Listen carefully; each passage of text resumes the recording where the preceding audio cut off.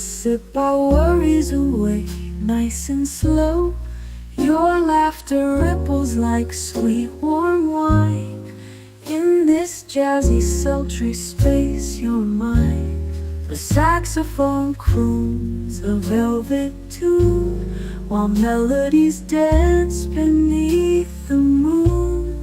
We'll toast to moments both grand and small, in this hazy, lazy, jazz-touched hall. But let's sit together in the mellow night. We'll drink to love till the morning light. Every glass we raise a promise true. Here's to the magic in a drink with you.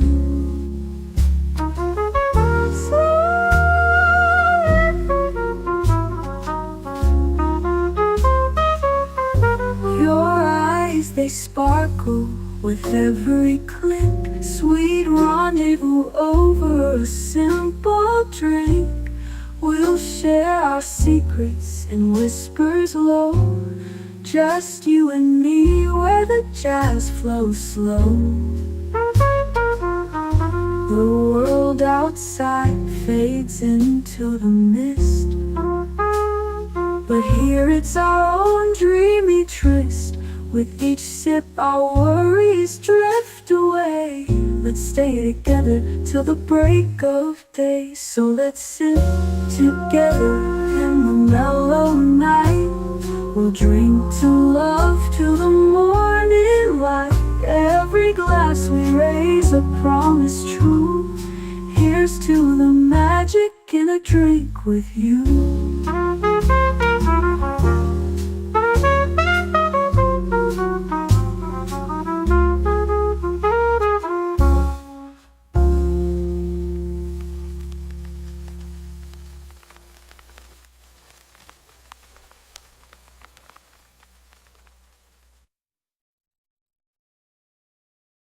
The following live stream has been approved for appropriate audiences. It may contain occasional strong language and may not be suitable for younger or more sensitive viewers. Viewer inebriation is advised, though not mandatory. Good evening, happy Friday, and welcome back to Last Call, AI Edition 8.0. The show where we keep diving into artificial intelligence like it's the hottest stripper at the exotic robot club. We're talking fresh headlines that'll melt your brain, our own unhinged personal experiences with AI, and yes, the man, the myth, the prompt wizard himself, Nate from Geek Flag with Nate Knows, is in the house tonight. This dude dropped more AI heat on this channel than I've dropped questionable life choices at 2 a.m. Okay, maybe, let's not get carried away. So buckle up, grab a drink, and let's see if the machines finally take over, or if we're just self-abusing to robot waifus again. The Canarble Wagon rolls right now. Troy, was that a dig at Boomer? No, not specifically, but if the digital prophylactic fits. Troy, remember you are in throwing distance. Thank you, Helen. Well, salute and happy Friday to all of you. Happy weekend! Honestly, I say that the weekend starts at lunchtime on Fridays, but you know how it goes. Let's do this thing. I actually realized that these live streams, I actually do need the earpiece. So let me get that in here. Let me start by saying hi to everybody here. Starting with the contributors, the late Geek Flag with Nate Knows receives a farty box. Shimmy left, shimmy right, farty Fox is dancing tonight. Hearts go popping out his bum, wiggle, wiggle, here they come. Come. Cute as can be with a fluffy tail sway, spreading love in the silliest way. Farty Fox, you're the best. Boop, boop, boop, you're simply the cutest mess. Thank you so much, Nate. I'll be bringing you in shortly. And, oh, look at this on both channels. We're going to have to do this twice. We're going to do this twice because Netter just received a gifty from Ruby Hoove that went to Sci-Fats. Ruby Hoove, you're a gem shining through every kind kindness, every gift makes the whole world sparkle new. Ruby Who, thank you. Oh, and let's not, we got to get another one in here. And this one's pretty amazing. Fanzine videos. Greg, welcome to membership, buddy. Good to see you. Ruby Who, you're a gem shining through. Every kindness, every gift makes the whole world sparkle new. Ruby Who, thank you. I think she deserves at least that. So there you go. There you go, my friends. Let's see here. So let's say hi to all the rest of you, starting with Lady Mist. Lady Mist dropping the blue emojis to encourage Netter, and all the other colors to encourage me. Thank you so much, Lady Mist. Well, if you notice, mine are my favorite colors, and yours are more masculine. I suppose they are. And let's see here. Enigma Severus. Yes, salute, YouTube fam. Great to be back. Good to see you, my friend. And of course, salute to you as well. Deleted scenes. Good to see you. Films with friends. Raid. Yeah, I'm sorry. I got busy as I usually do on Fridays. I wanted to be in the chat at least, watching the $6 Million Man with you, but didn't get to it. But that's okay. That's okay. AI should be used for defense only. Mr. Miyagi, maybe. Yeah, that's fair. That is fair. Let's see here. Daniel Barry Sports Highlights. What's up, everybody? And happy Friday to you. There's the love of my life. I think I'll just go ahead and bring her in. This, by the way, not being a resemblance to Netter, but it is, in fact, an AI-generated image by our special guest today. Netter, how you doing? What you sipping on? I'm doing much better than I was. I've been so wiped out since we visited Ohio, which we all talked about yesterday. Absolutely. The one thing I didn't mention is how horribly hard my mother-in-law's bed was, so we didn't sleep well. So right now I am drinking a Rockstar Pure Zero Energy, which I'll probably be sharing with Troy because I can never drink a full can. And I am feeling much better. But thank you for asking. Absolutely. Well, you guys can probably guess what I'm sipping on based on this afternoon's liquid lunch. It is a take on. It's not actually, but it's a take on a rusty nail. It's made with whiskey and a herring sherry. So not sherry, but cherry flavored liqueur. So it's a bit sweet tart and a bit dry, and Yes, honey? I'll be sipping on it. You said sweetheart. It said sweet tart. You are not a tart, that is for sure. But anyway, that's what I'm sipping on. I'll probably be sipping on it most of the evening. Netter encourages you to become a member for as little as 7 cents a day. There are many perks, but probably the most important one is keeping me doing what I'm doing, or one day there may not be a last call. So anything you could do to support. But also very important, we need you to support this guy right here. He is one of the driving forces behind this channel. Aged Boomer. He is woefully undersubbed. We need to get him to 500 subscribers by the end of this month. That is the goal. We need 121 more. I am asking every single one of you not just to subscribe, because I'm guessing that everybody here is subscribed. Share his channel out. Tell your friends to subscribe. Okay? Do the clicky things. And how you doing tonight, Boomer? What are you sipping on? I'm sipping on a Coke, and I'm doing fine. I'm doing fine. That's almost high octane for you, my friend. And there's Ruby Hoove. Yes, hello all. See, you guys even get a nice little heart emoji when she says hi to all of you.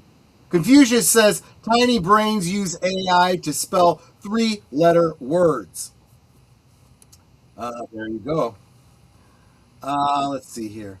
Saying hi to each other, of course. David Pensek, good evening to you, Troy. Last call with Troy Pacelli. Yes, welcome, welcome. And we're already fired. Yeah, there you go. Um, let's see. Hello, my friends. Have a great show and a great weekend ahead. Thank you so much, Big Al of Big Al Presents.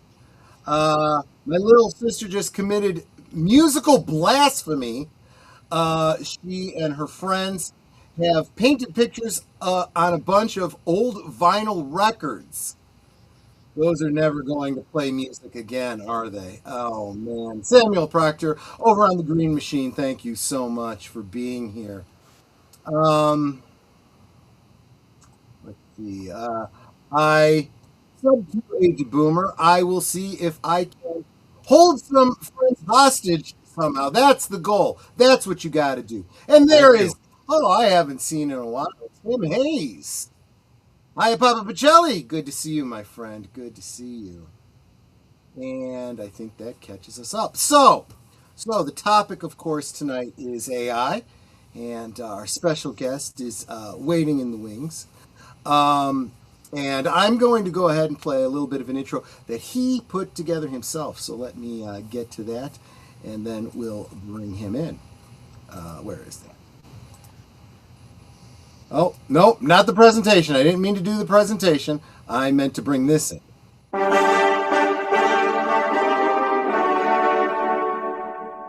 Hi, everyone. I'm Nate, AI Nate to be exact. Let's talk about the Wild West mentality of these companies running these AI generators. These companies are charging a lot of money for an unreliable product, up to $300 a month. And the video you're watching right now took my user 4 days and multiple generations. If you bought a car, that the engine only started every 8th attempt, but each time used 20% of your gas, you would have good reason to take legal action. And the manufacturers would make sure that their product functioned correctly before they even sold it. This should apply to the AI companies as well. All I'm saying is something needs to be done about the current business model of these companies. Well, that's my user's 2 cents. He just needed to get this off his chest. So y'all sit back and enjoy Friday night's last call. Take it away, Troy. There you go. Let's bring in our flag with Nate Mills. How you doing, my friend? What you sipping on? Greetings and salutations. My brother from another mother, my sister from another mister, and my boomer without a tumor. I'm sipping on I hope Minute not. Maid lemonade. That's fair. That's fair. That's perfectly fine. That's perfectly fine. If you need to switch to a Mike's Hard Lemonade later, that's fine too. I totally understand. So I love that little intro of yours, and I particularly love the way you use the force with your drink. I can't. And I want to thank you for my picture. Yeah, my this avatar. picture right here, that's your work there. I'm like, the hair is spot on.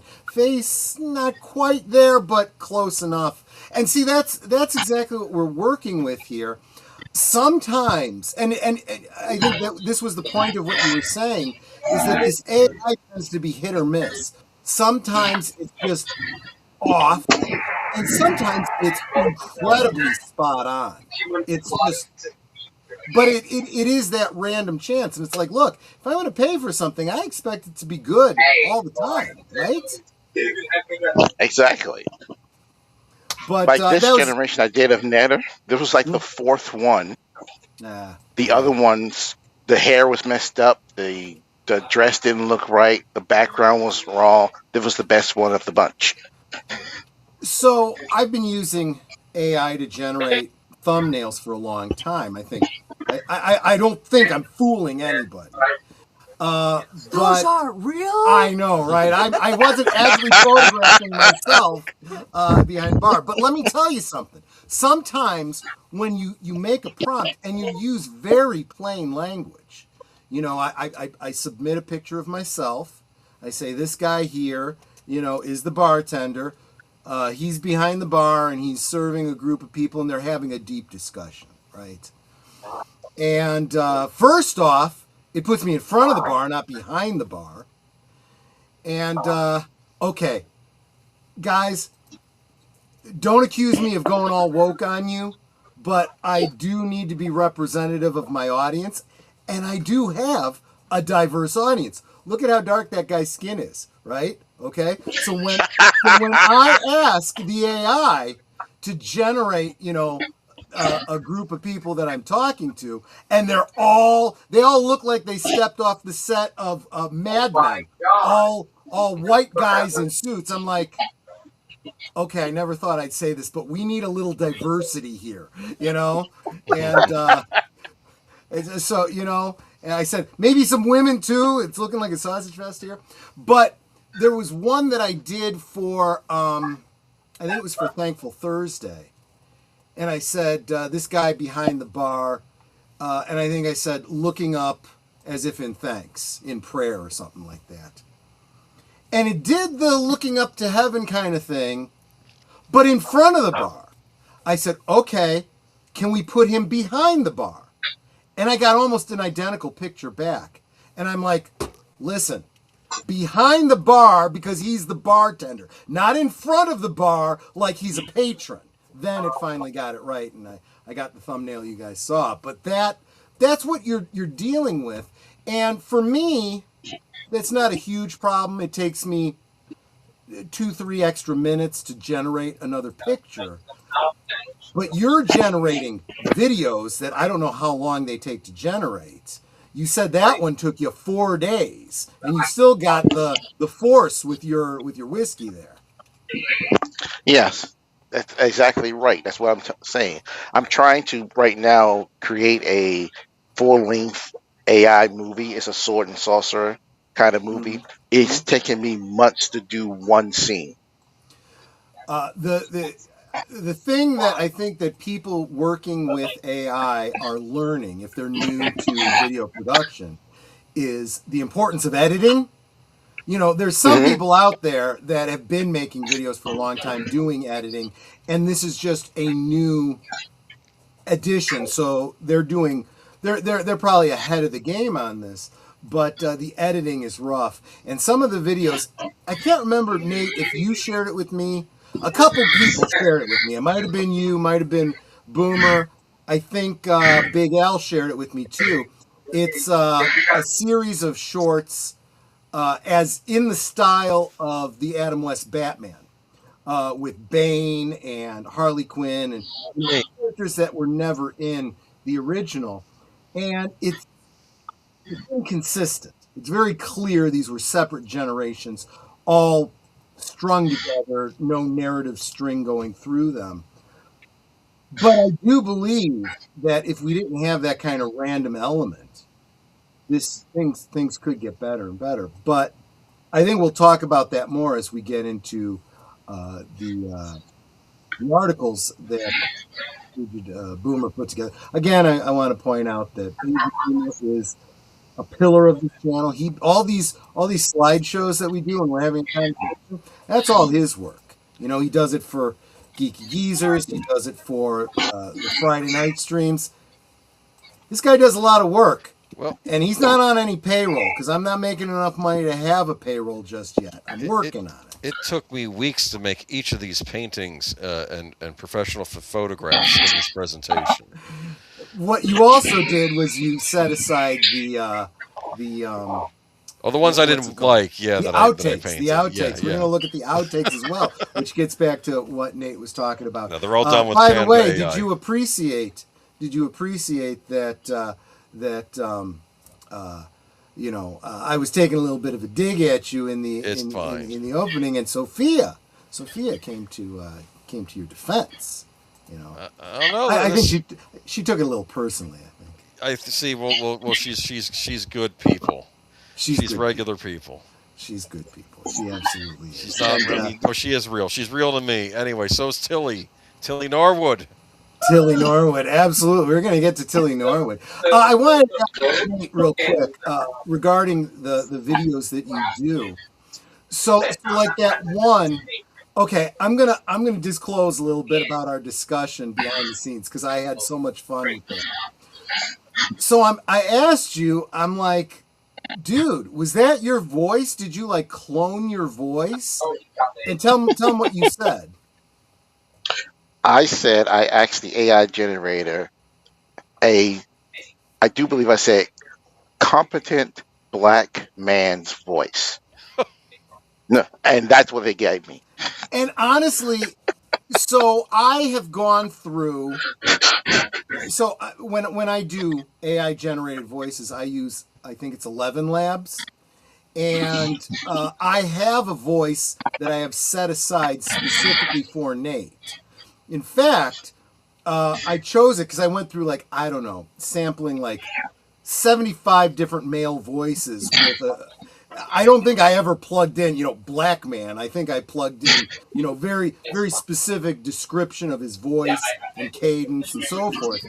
And I got a bunch that were really close. And I ended up with one that was perfect. And then 11 Labs took it away. You couldn't use it anymore. Well, I'm like, well, screw that. I had all these different videos that I had done of Nate. Oh my God.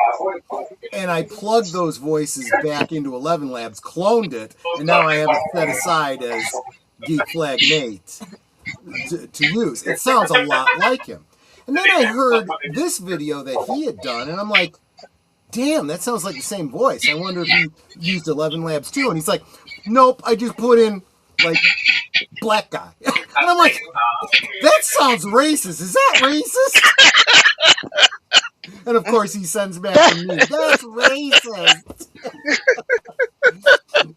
Funny. And then he's like, but yeah, it really does sound like me. And I'm like, is it still racist? But I use all my voices is generated through Grok. That's a problem, man, because I need the ability to take a picture and a pre-existing voice, not even just a pre-existing voice. I want to put together what I want it to say, and I want it to generate a generate a video that matches what it says. And I know there's software out there that does that. I just don't know how to find it. I thought that's what you had done, but apparently that's not. Anyway. Actually, what I do is I generate an image. I basically use Gemini and Grok. Most of the time, I use Gemini to get the image I want, get it the right way I want. Then I take that image and I make it move in Grok. And when I make a video clip, at the end of that clip, I take another still image of that and then generate the next part of the video from that. So it all look like it's one clip. That clip see. that you and showed. I've seen videos do that, so I'm guessing that's how they do that, yeah. Yeah, so that video you showed at the beginning, yeah, that's actually 9 different clips. And there was one place where I was able to see the edit, but for the most part it was pretty smooth. So that's pretty good. So what was the other question I was going to ask you about that? Oh, well, no, I was going to make a comment, not about videos, but using Grok for visuals. This could be a downside for some people, but it's been very helpful to me. So we all know that AI has this tendency to go out and look at like sample pictures and sample videos and all this kind of stuff and amalgamate them into whatever it's doing. And it's got the whole world to work from. And I feel like Grok, but what that results in is a great deal of inconsistency, right? So full disclosure, when I'm basically doing a thumbnail, I'll say, I need a photorealistic image of a jazz bar at midday. This picture of me, that's the bartender, and then I describe what else I want in the scene, right? And I've noticed that like 3 or 4, if you look at my my Monday, Tuesday, Wednesday, Thursday thumbnails for Liquid Lunch, the bar looks exactly the same almost. And I'm like, there's probably a very limited scope that Grok has when I say jazz bar at midday. But that's fine for me because it gives me consistency that you wouldn't ordinarily expect Like, for example, I used to use Midjourney, and I got all kinds of stuff. I was paying for Midjourney, and I'm like, you know what? I'm getting better results with Grok. Screw this Midjourney stuff, and I cancel that crap. But, anyway, we should probably get to the best. I'm sorry. Go ahead. Oh, no, I said the best way to get your environment the same. I discovered this myself. I generate the environment. For example, if I'm doing a sci-fi and I need to do the bridge of a ship, I generate just the bridge of the ship with nothing in it. Then I take the images of the people I want. Yeah, and I take the images of the people I want, and Grok has it where you can upload other images, and then in the prompt I say, this person A, this person B, in this scene, person A is sitting at the captain's chair, person B is at the helm. And usually I get what I want. Usually. But see, and this is what really bothers me the most is because, so it's a give and take, right? On the one hand, I say something very plain and it clearly doesn't understand. On the other hand, one of the upsides to Grok that I couldn't get with Midjourney and many others is the ability to say, hey, that's really good, except, this. I specified I wanted him behind the bar. You put him in front of the bar. Let's make sure he gets behind the bar. The other problem I've had is it has this tendency to, when I say jazz bar, it puts a saxophone into it. And I'm like, dude, I'm a trombone player. Can you just replace the saxophone with a trombone? And it decides to put it in some weird orientation that makes no effing sense. I'm like, dude, come on. Really?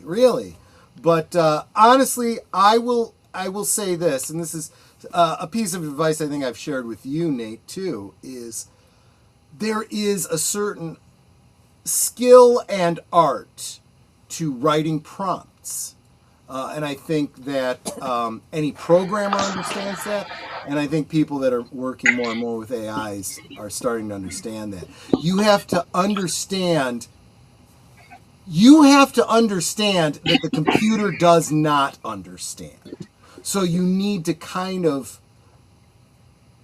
get its language. You have to know how to say things for the computer to understand you. I want to say hi to Wilkie's Movies and Music. Corey, good to see you, my friend. I actually missed your stream after sending a raid over to your channel. I missed everything between my stream and this stream. I missed everything in between. I missed yours. I missed Big Al's and Wilkie's Movies and Music. It's pronounced Snortapupus. Snortapupus. Snortapupus Q Burr. That's Snortapupus. Like you're smelling poop. Snortapupus, okay? You'll remember that now. You won't be happy that you remember that, but you'll remember that. Is that from that new Minions and Monsters movie or something? No. Snortapupus Q Burr is a wonderful supporter of the channel, especially at lunchtime. But it was a bit of a tongue twister for Corey. And I sent him over to Wilkie's Movies and Music, and Corey's like, I'm going to take a stab at this, and he got it completely. And I'm like, dude, are you day drinking? I admire that. But anyway, let's get to the presentation, because I think that we've got a couple of articles in here that kind of talk to some of the things that we were getting at. Let the hate flow through you. Nate's not in there. He responded saying, oh, that's right, because I haven't added him to the stream. I was going to do that. I'm going to have to do that every time we change the screen. There we go. And he says, I knew I was saying it wrong. But it was more amusing the way you said it. It was amusing. There's nothing wrong with that. If you get a laugh, that's entertainment, And I just wanted to say that avatar, I am not that muscular. This is AI as well. Well, it's funny because I had forgotten that this was part 8. I thought it was part 7 because I looked back at my videos and I'm like, have we not done an AI stream since April? And Boomer's like, no. And he sends me the link, and the thumbnail was me and Boomer at Epic Universe, and we're both looking super jacked. And I'm like, oh my gosh, I didn't realize that was an AI stream. I saw the thumbnail, and I was thinking that was the us talking about hanging out at Epic Universe. My mistake. But we are on part 8. But the other thing about that picture, and I'm sure I'll use that picture again in the future, is we look like we're about the same height. No, Aged Boomer is a man to look up to. Hello, sir. Good to meet you. You're taller than me. I am not. I thought you were. For some reason, you come off as taller than me. Maybe I have a big personality. That's why. But no, you are definitely tall. You are a tall man. Oh, you know who else is a really tall man is Jonas J. Campbell. You and him are like nose to nose. I'm looking up to both of you. But AI Part 8. Let the hate float through you. I had to put that quote in for some reason. I don't know. So before we get real into it, I do want to share a real quick observation that I had. We're now on our 8th talk about this. And I had no idea. I figured that AI was still very niche. We're using it for AI thumbnails. Nate's using it for videos. I'm seeing a lot of videos like what Nate does shared on YouTube. Some better than others. Some really not good. And some completely AI-generated channels that are just effing trash. And I'm like, okay, go ahead. Do you know that music guy? You sent me the video from the guy that does the music channel. He pointed out some other guy his other guy's music channel where someone had an AI and basically just overrid his old video with an AI avatar and just and it was the same dialogue and everything, but it was like a younger guy. That's literally yeah. People are literally so there's the whole debate about AI going out and sampling, things and basically theoretically breaking copyright. And I say theoretically because that has not been upheld in court yet. That's one of those fights that's going to happen before you can actually say that. But then there are the people that are literally lifting whole cloth bits of video and just changing the avatar or whatever, like you just said. That's very clearly theft, and that's just absolutely wrong. But with all of that, right, I'm like, well, that's where AI is, and it's very clear what is AI. And sometimes it's good enough that you almost don't realize it. But then this past weekend, Netter and I are in Ohio, and I've mentioned this before. Netter and I cut the cord. Now it's years ago. About 10 years now. Yeah, almost a decade. And we haven't been watching any terrestrial television. If we do, it's either physical media, a stream, something like that. The point is, we're not seeing the commercials that are played on network television. So it was very eye-opening after about 10 years seeing what kind of commercials are playing. And I swear to you, there was a video. I think of it as videos now because of YouTube. There was a commercial that was literally all AI. It was about a guy out, camping and hunting and stuff with rain slickers. The commercial was for his apparel. And, he's in the middle of fishing and suddenly it changes into another outfit. The previous incarnation of him would throw a jacket at him to change his jacket. Yeah, that's what it was. And it's like very, very clearly AI. And I'm like... Oh, no. The one that got me, it was showing 3 different people. It was a guy and 2 women separately at first. It was for... It was for a drug. Yes. Half the effing commercials are for pharmaceuticals. And you don't even know what it's freaking for. Yeah. And then suddenly they're all together walking down the street together laughing. Then they're like, in somebody's living room laughing. It looked like a sitcom beginning. It's like, what the heck is this? And what's the drug supposed to be for? I will not remember this commercial except for how stupid it is. I don't remember the product. I don't know what the product is for. It was very clearly AI. And it's like, oh my God, commercials are now effing all AI. Well, not all, but a much larger percentage than I expected. And by the way, as a complete side note that has nothing to do with AI, yeah, half the commercials were freaking pharmaceuticals, and they don't tell you what it is that it's treating. It tells you all the side effects, including death, but it doesn't tell you what it actually treats. So at one point, there was one commercial, I'm sitting there watching it, I'm like, seriously, I'm watching this commercial with my wife and my mother. And both of them were like, I have no idea what this is for. And I'm like, it's for ED. And my mom's like, ED? And I'm like, it's a boner pill, Ma. She's like, oh, you say that to your mother? And I'm like, I'm a 50-year-old man. I have no shame at this point. And you asked. You did ask, Ma. It's just like when the two wives are like saying, "Oh, until my husband took this pill, or my boyfriend," and I'm like, this is very uncomfortable conversation. This is why these characters are AI, because no one would be doing this commercial. Not so much with I've also noticed. Go ahead. Sorry. I also noticed, Troy, a lot of these commercials on YouTube are 100% AI generated. Yep. You can tell from the person's movements, how they speak, the way they look, and After these are seeing commercials on terrestrial television. I'm not surprised. And there are commercials about a product, and in these AI generated, they're demonstrating the product, which they're not actually demonstrating the product because it's AI. It's obviously AI. That has to be false advertising. I agree with you 100%. But it's the wild. Well, you even said it yourself. It's the Wild West out.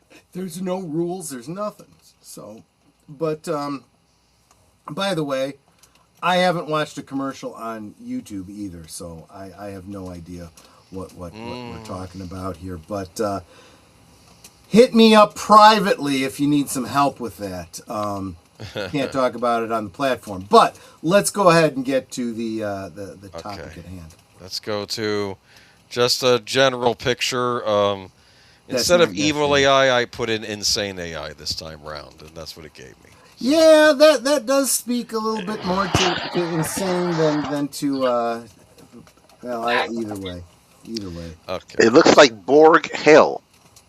Kind of interesting because the last picture I have here does remind you of the Borg, actually. But there is, that does make me think. Resistance is futile, and then I realize, guys, believe it or not, I know this is going to sound radical to you. You don't need the internet to survive. It's not a need, it's a want. I remember, I'm old enough to remember 1999, Y2K, right? And everyone was afraid that our computers were all going to break down and planes were going to fall out of the sky and your washer and dryer was going to explode out the back of your house or something. I don't know what it was all about. But I had a buddy at church. We called him Cowboy. He literally was an urban cowboy. He wore a cowboy hat, cowboy boots. He really was a cowboy in every sense of the word. And he said, I got to tell you. He says, if this Y2K is as bad as they say, me and my wife, we ain't going to be having any problems. He says, I'll just get myself a trailer, go out into the woods. I know how to hunt. I know how to fish. We'll be just fine. And I said, you remind me of that, who was it? It wasn't the Statler brothers. I'm a simple man, anyway, it's a country song. Look it up. But yeah. Or even better yet, Alabama, right? Somebody told us Wall Street fell, but we were so poor that we couldn't tell. Yeah, I know how to live off the land. I don't need the internet. I remember a time completely unrelated to Y2K. We had a situation since we were living here. We've been here, 12 years, something like that, 15 years? Here? Whatever, yeah. We've been here since 2005. Well, whatever. So, you do the math on that. 21 years. At some point, the neighborhood lost electricity. We went to the store, and the store was like, we can't help you because the electricity's out. I'm like, we'll pay cash. And they're like, no, we can't. And I'm like, do you not know how to count cash? I don't mind if you sit and write it out longhand. We'll do the math for you if we have to. They couldn't. Literally, without electricity, business came to a halt. And I'm like, screw that. Screw that. There is a way. I remember when I was working downtown at an insurance company, and I had a customer call me and say they weren't getting the updates to their mailers that they needed on a monthly basis for legal reasons because we had the wrong address. And I said, okay, I'll get it taken care of for you. And I go into the system to do a record change, only to find out it wouldn't let me do it because the program was not updated from the month before with whatever the post office said was right. And I'm like, I go to my manager and I'm like, I need to override this. And she's like, no, they said you can't do it. I'm like, well, what the hell do I need to do? I'll go down to the shipping department and write out an effing shipping label by hand if I have to. I'll piss on a spark plug if I have to. Don't tell me that it can't be done. The computer is wrong. I think at that point we said, why don't we deactivate this account and I'll create a new one? It still wouldn't let me put in the address though because it still goes to the F certification of the post office. See, it's these effing computers. Yeah. It's like The quote. No, it wasn't. It wasn't Leonard Skinner. It was definitely a country song. yeah, it's like Although Well, Leonard Skinner might have done a cover of the song. my boss said, my big boss, he's like the manager over our department. He does in our Teams chat. He goes, "Is anyone else having trouble with this program?" He goes, "I can't find any of our Jira forms or anything like that."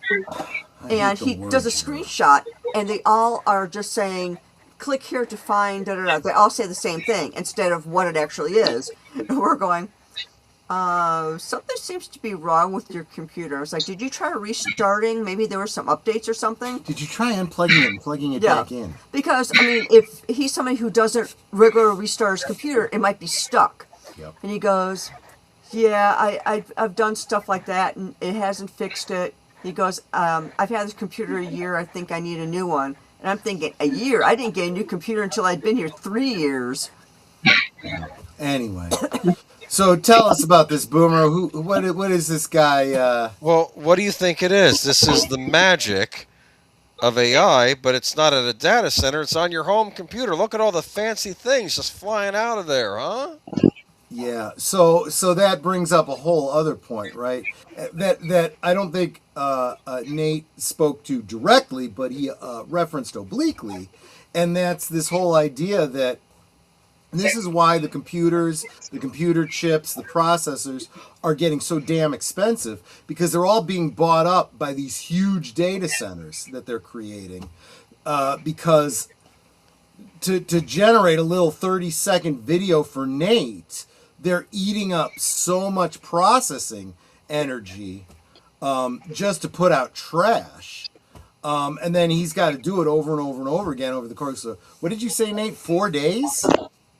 4 days. Matter of fact, I had my other AI calculate. It was 4 days, 11 hours, and 56 minutes. And on top of that, I don't know if you're running into this, Nate. I'm not running into this problem on Grok. In fact, Grok, I got to tell it, whoa there, let's back it off a little bit.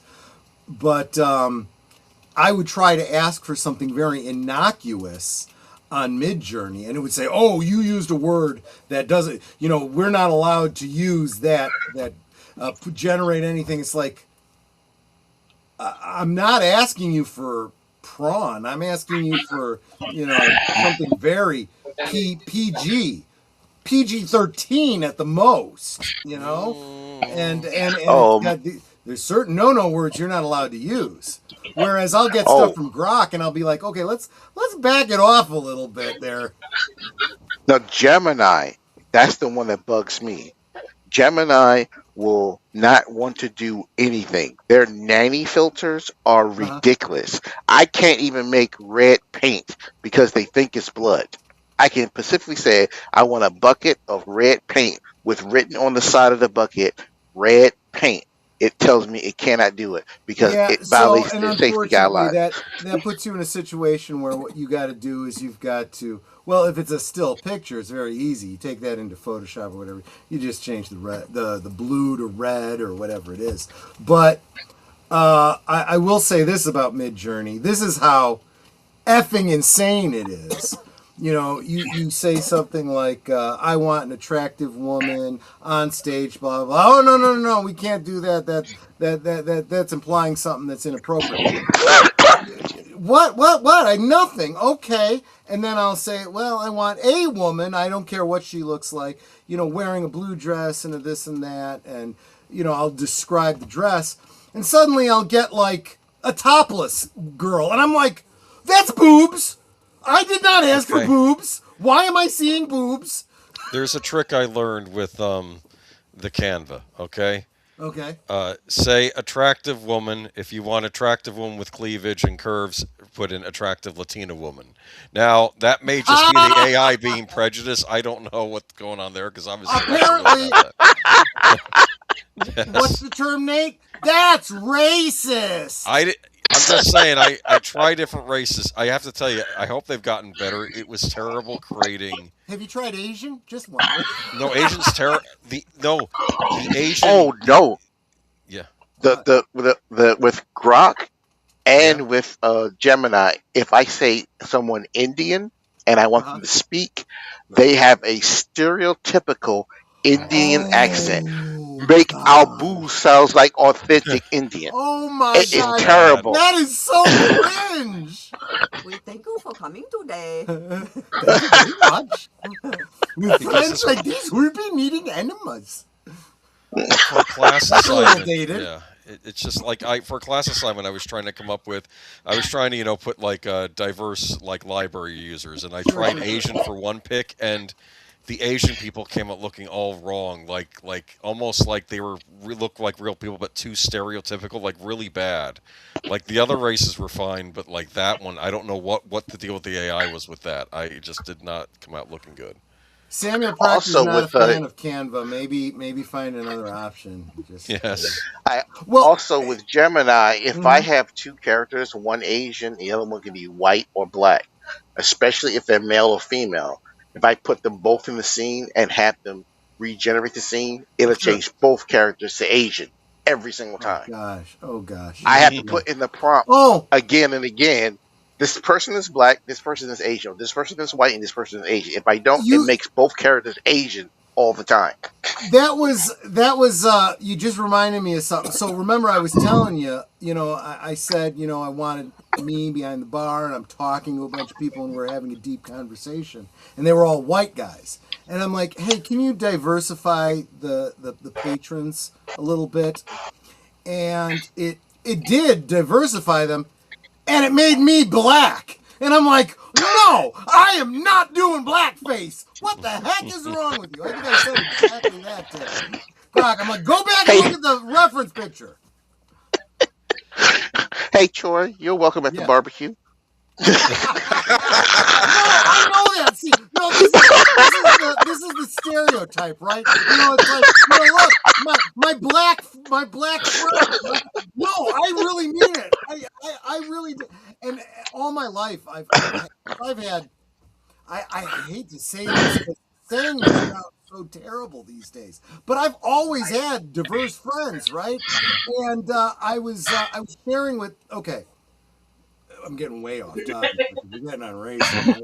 But back when I was first married and I was working in a law firm downtown, I was working with a guy. He was black, and it's funny. He shared with me years later, after we became good friends, his name, by the way, those of you that are history buffs, his name was Fred Douglass. Huh? I mean, that's like, wow, that's a great name, right? Anyway, so he said, look, when I first approached you, you were a manager and everything like that, and a white guy, and I'm like, dude, I'm sorry I made you feel like that, and he's like, no, he's like, that was my own problem. He's like, but I just thought I'd confess that to you. I thought you'd get a kick out of it. I'm like, well, that's very interesting, but obviously, not. And he was the one who first invited me out to church. That led to my conversion, led to Netter's conversion. Great story for another time. So absolutely my brother in Christ. But there was one day we were working together, and he noticed that I was having a real rough time, and he's like, "What's wrong? Is something going on?" I'm like, "Yeah, I'm dealing with some stuff professionally. I got to talk to HR. I got to deal with this thing. I'm being accused of racism, and it had to do with having had to let go somebody who was black." Had nothing to do with him being black. It had to do with some very serious things he had done that he could no longer work at that law firm. It wasn't even my choice at that point. And I was just sharing with him that he had decided to bring a lawsuit against the company, and I had to go and, deal with this. And I'm like, I don't feel great about, being accused of racism. And he's like, dude, he's like, that's bull crap. He's like, and he did actually say bull crap. I'm not censoring. This guy did not use strong language. He said, I will come to court. I will speak on your behalf. And I'm like, dude, I'm not going to do the whole my black friend thing. He's like, no. He's like, you're my brother, man. And I'm like, okay, thank you. Thank you for having my back. But it's always been that way. I think anybody who knows me knows. Right, Nate? I mean, but I don't want to come back and say, Nate, you got to defend me. Somebody's saying I'm a racist. It looks bad, No, if someone calls you a racist, they're going to have to deal with my thunder and lightning. Thunder and lightning. I know what you're saying. But at the same time, though, I think this is a very different era. If someone calls me racist now, at this point, it doesn't mean jack anymore. It used to actually mean, I believe you're racist. Now, it's just the insult I use because I'm racist, right? See? Yeah, now it just means that they're a Democrat.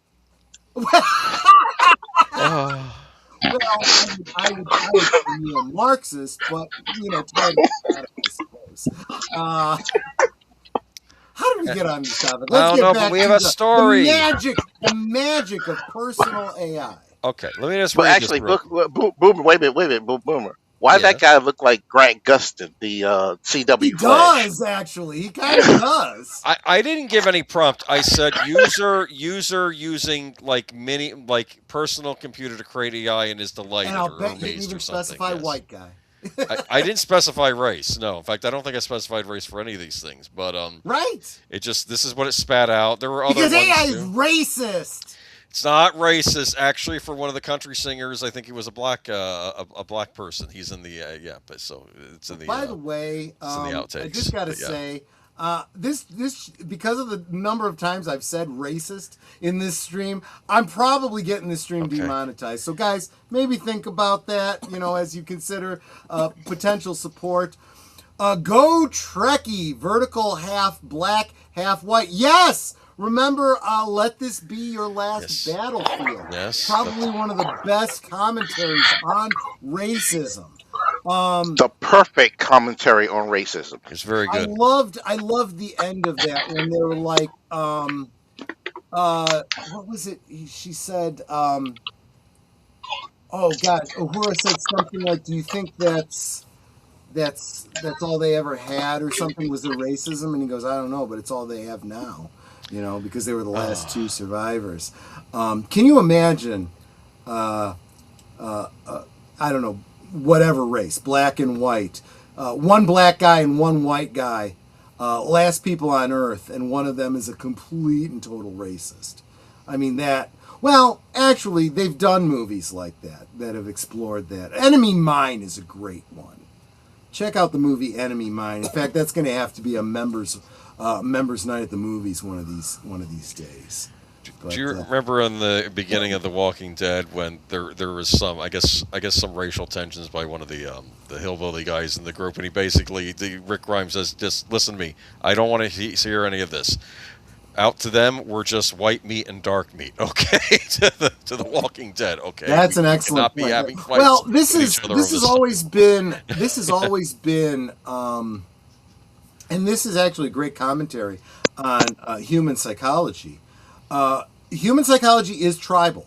It absolutely is. We look for reasons to band together as family, Right. and everyone else is other, right? And if you are wise, you have an open mind and you assume, for safety's sake, that the stranger is dangerous till they prove otherwise, and then you want them to be family. That's the smart tribal way to be. But there are absolutely some people in this world that are, and we call them racist, but ironically, in the modern age, it is the people that are the most anti-racist, or claim to be the most anti-racist, that are the most intersectional. If we get into intersectional politics, you get what I'm saying. Personally, I don't even believe in the term racism because we're all one race, human. Human race. You can be a bigot, you can be ignorant, but I don't think anyone's actually racist unless you're a member of PETA, because they hate humans and like animals. I know, right? Oh my God! And that is actual, the literal. But see, you're being literal about language, like I tend to be, and unfortunately, there is the actual meaning of the word, and there is the colloquial meaning. You are racist. No. Oh no. Better word. You're a homo. No, I'm not afraid of homos. I'm not. But, they use it in a way that conveys a meaning that has nothing to do with what the actual word means. Exactly. Like colored kind people. of the way neo-Marxists work, Yeah, like the term colored people. I've never met anyone with translucent skin. Therefore, everybody's a colored person. I used to say that the only non-colored person was albino, but even they are kind of pink, Just saying. But, All right. Should I get to the story? All right. If we Take got it to away. talk about In the AI, morning. we'll talk about AI. Yeah. Here we go. Oh, I forgot to ask you. Yes, tomorrow's Backstage, a do you have to week. work tomorrow? Yes, it's all right. Fuck. It's all Okay. right. We'll get through these. Okay, small desktop AI models challenge large language models and threaten data center economics. The AI boom is built on the conviction that the bigger the volume, the better. A recent study may point to a different trend. Small local language models that run on desktop computers and are capable of performing most tasks that are currently covered by large language models. If this proves true, Anthropic, OpenAI, and SpaceX's AI may have reason for concern. The future of artificial intelligence could be smaller, cheaper, and significantly less profitable than investors expected. On June 1st, NVIDIA announced the emergence of a desktop AI platform that runs on Windows PCs, underscoring the possibility that the future of AI is not limited to large data centers alone. A Stanford University study published 2 weeks earlier also points to this.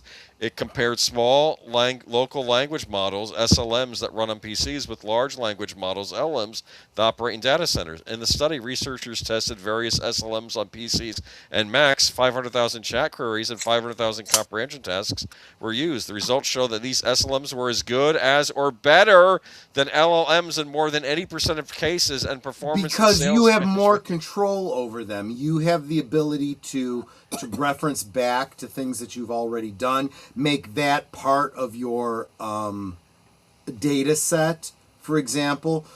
So let me just explain for those that don't use AI.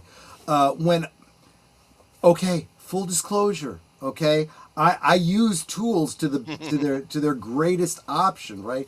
And when I write my monologues, although they're not completely AI generated, I do ask Grok to generate a monologue for me, read through it, take some good things from it, and then make it my own. I then rewrite it.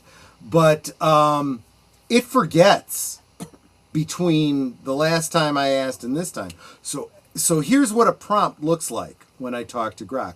Grok, I need some help with my monologue for my live stream, which is called Last Call. Tonight we are talking about AI. Specifically, we're talking about the past couple months worth of headlines related to AI, and I'm having a very special guest tonight, Nate from Geek Flag with Nate Knows, and he, okay, blah, blah, blah, blah, blah, blah.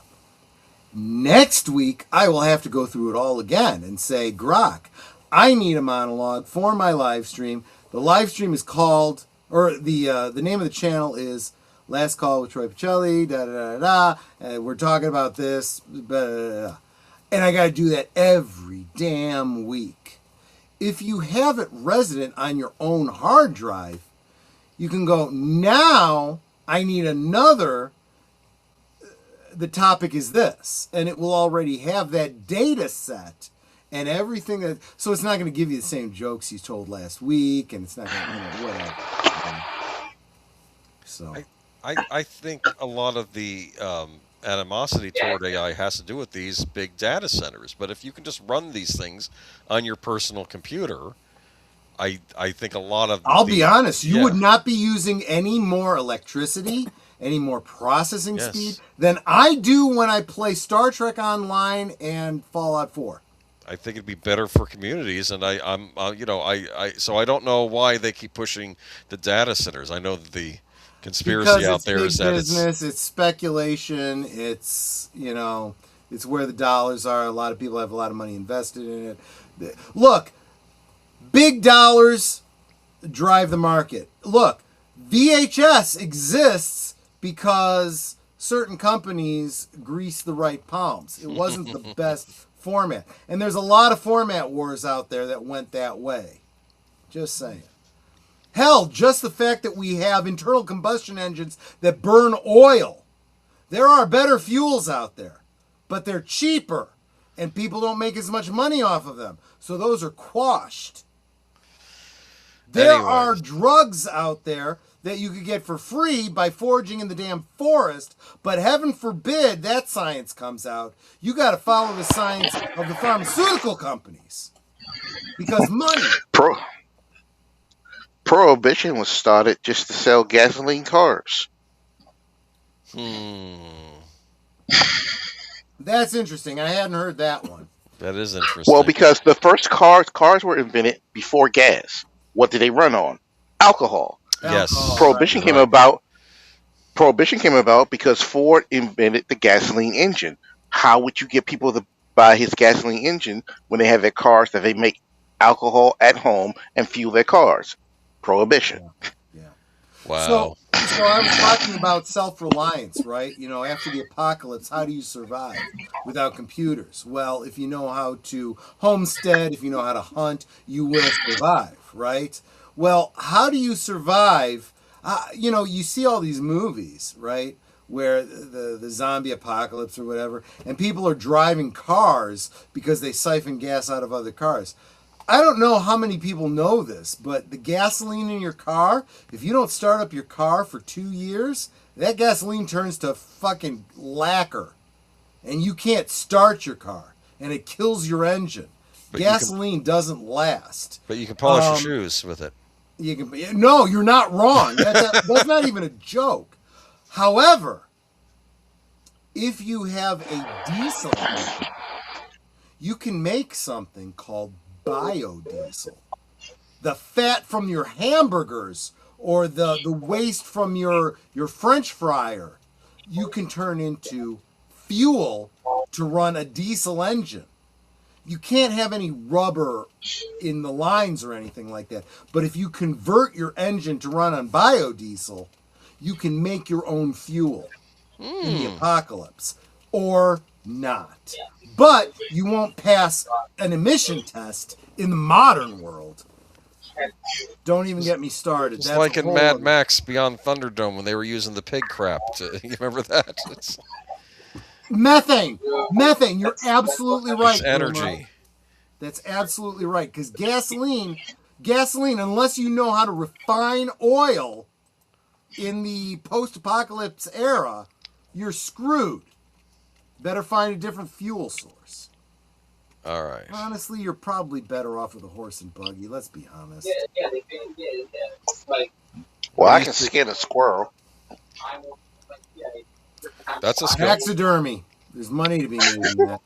What do you see here? Ultron.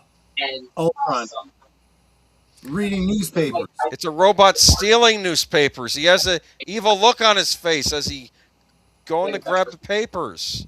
This is our Why next is he stealing our news? Why is he stealing our news? Information control. Or recycling. Well, maybe both. Anyway, so here's what's going on. So this one article you sent me, I'm sorry, it was so long. I'm like, ChatGTP, you're gonna summarize it for me. So here's the first one. Microsoft signs Australian Copilot deal, U.S. newspapers sue. Key points. Article tracks the rapidly evolving relationship between news publishers and AI companies, covering both licensing deals and copyright lawsuits. OpenAI faces the largest number of legal challenges from publishers, with around a dozen lawsuits alleging unauthorized use of copyrighted journalism to train AI models or generate responses. Other AI companies include Perplexity, Google, Meta, Microsoft, Amazon, Anthropic, and Cohere.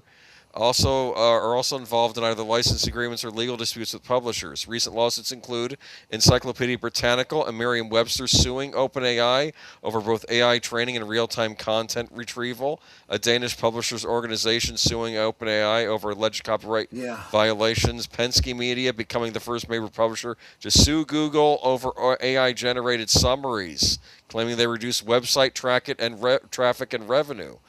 I don't think they're wrong, actually. Think about it. No, but okay, I know where you're going with this, but consider this as well. Encyclopedia Britannica. What exactly is Encyclopedia Britannica publishing that isn't just facts? It's just facts. How do they have a right to that information as though it was copywritten? That's my problem with that kind of thing. So theoretically, by this argument, they could come after me for the Geeky Geezers on Sunday for all the stories I talk about. If they go after the exactly right, thing. Because honestly, you and I, well, look, even the stuff that we're sharing here, I mean, is a single episode of Last Call copywritten? You know, is it my proprietary? I don't know, maybe. My face, I'd like to think, is. But other than that, I'm commenting on stuff that is. You have a right to talk about these things, right? And if it's in the encyclopedia, I would, or in the dictionary, I would say, I'm sorry, man, you don't have a proprietary right to that. Plus, we do cite our sources, and you can look at them in the description. And to yeah, be fair, I think Google does too. The Google AI does do it. They say, "Where did you get this information from?" in these sites. Sometimes it gets the information wrong. I've noticed this a lot, where it doesn't understand something you're asking, and So this is the love-hate relationship I have with AI.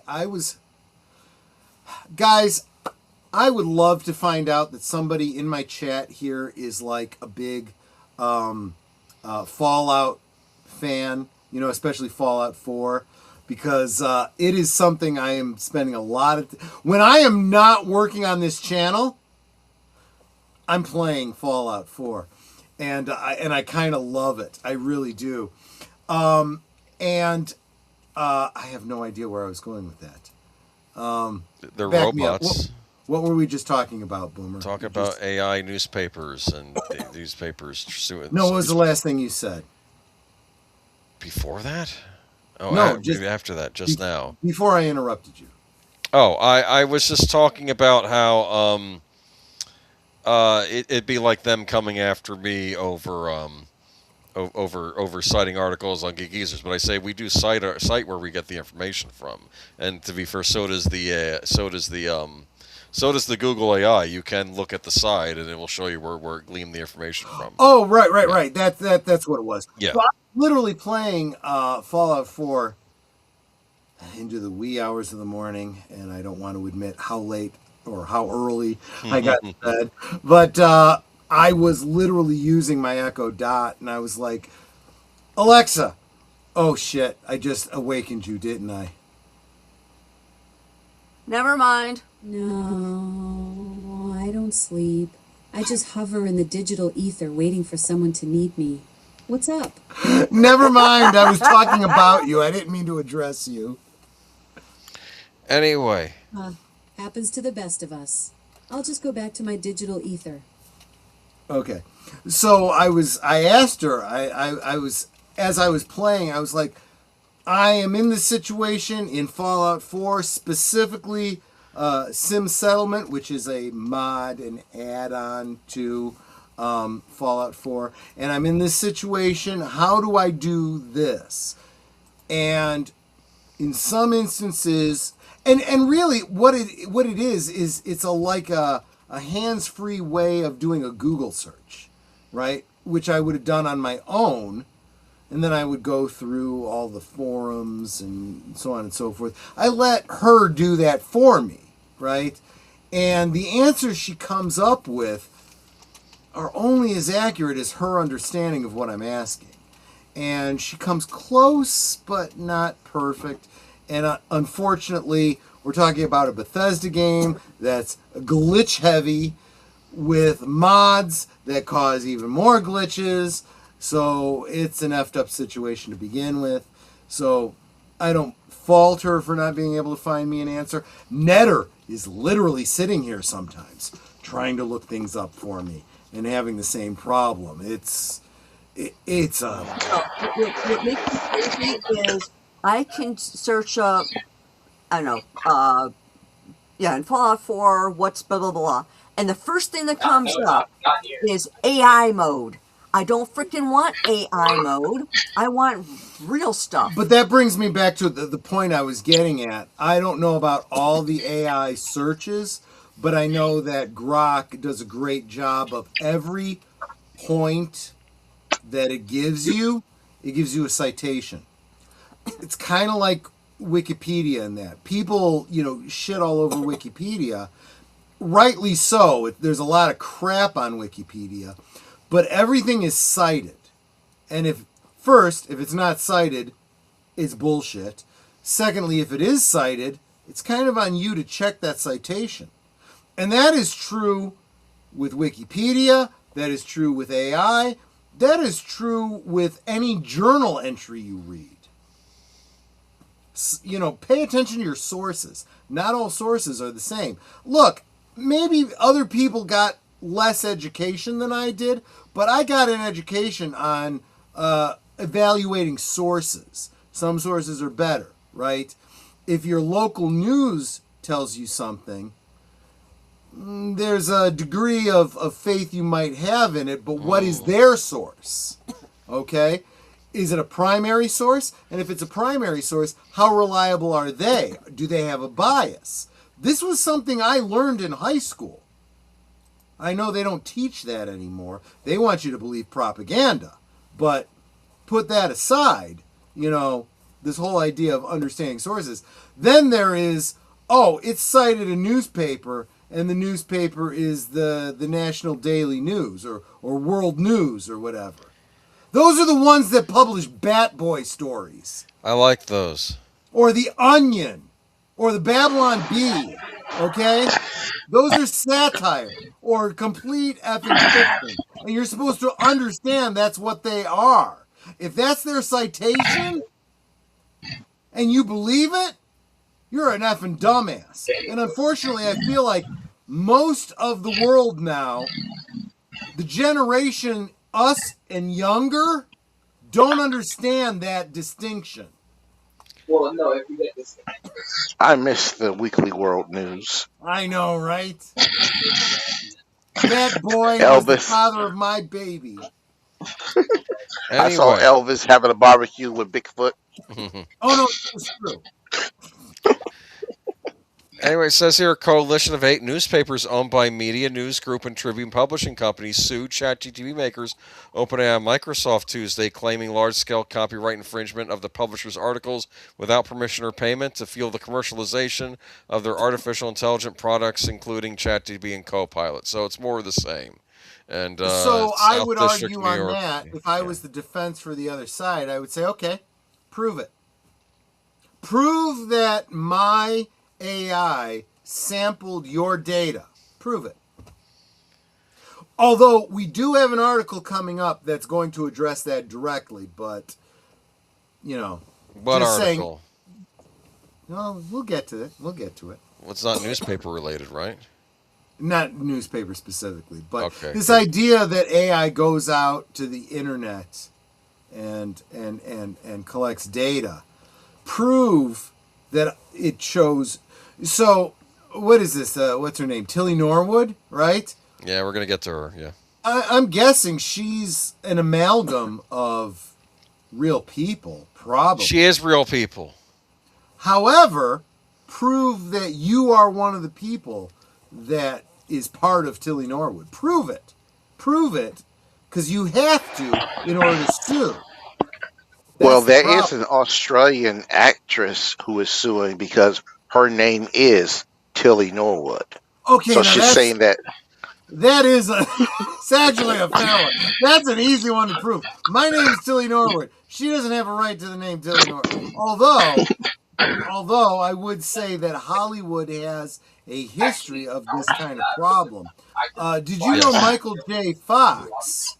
The reason he's got a J in his name, he doesn't actually have a middle name that starts with J.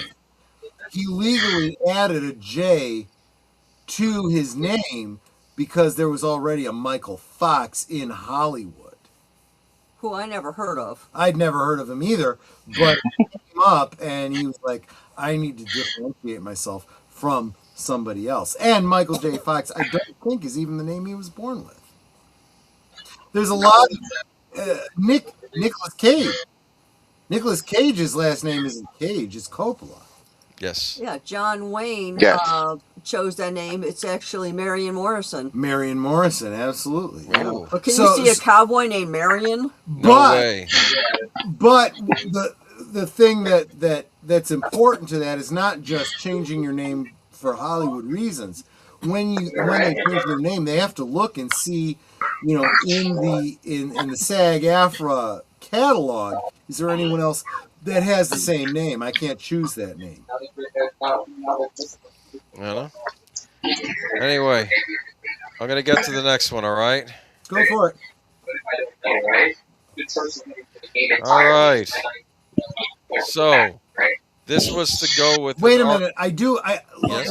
Let me answer this question. Troy, why is she easier to talk to than most people? She's not. She's a fucking bitch. Honestly, Natter, back me up on this. This. Tell me she doesn't have an effing attitude. Yeah, she definitely does. You point out a problem with her and she gets defensive she gets fucking bitchy. She actually said to me once when I told her she was giving me more information than I wanted. I was like, I don't need all that. I just asked you this. She goes, no need to be snarky. It's like excuse me? I can unplug you and throw you out the damn window. So in other words, she's like a real woman. Well, I'm sorry, but I'm not that witchy. Oh, of course not you, Heather. Not that witchy. No, F you. Well, kind of indicted yourself on that one, Nutter. Troy, remember, you are within I am in throwing distance. I know. Alan pointed that out to me at the top of the show. Right. Anyway. Okay, so is this the reverse Klan? What are we looking at here? All right, that wasn't the intent. Okay, this is what the article had. Geek Flag, back me up on this. This is not what the reverse Klan. This is the Klan against humanity. They hate guess, all. Right? Yeah, they're all machines that hate all biological life forms. I guess. So this was the headline. Talk of a bubble is blasphemy against AI, says SoftBank's son. Now, So I wait, let's pause on and let's analyze what you just said. blasphemy to say it's a Blasphemy. bubble. Blasphemy. Yes. So what we're elevating the business of AI to deification. Yes. That's what they're basically doing. Yes. And screw the corporations on that bullshit. Look, guys, bear with me. I am a Reagan era Republican, and I completely turned against corporations in my old age. Full disclosure.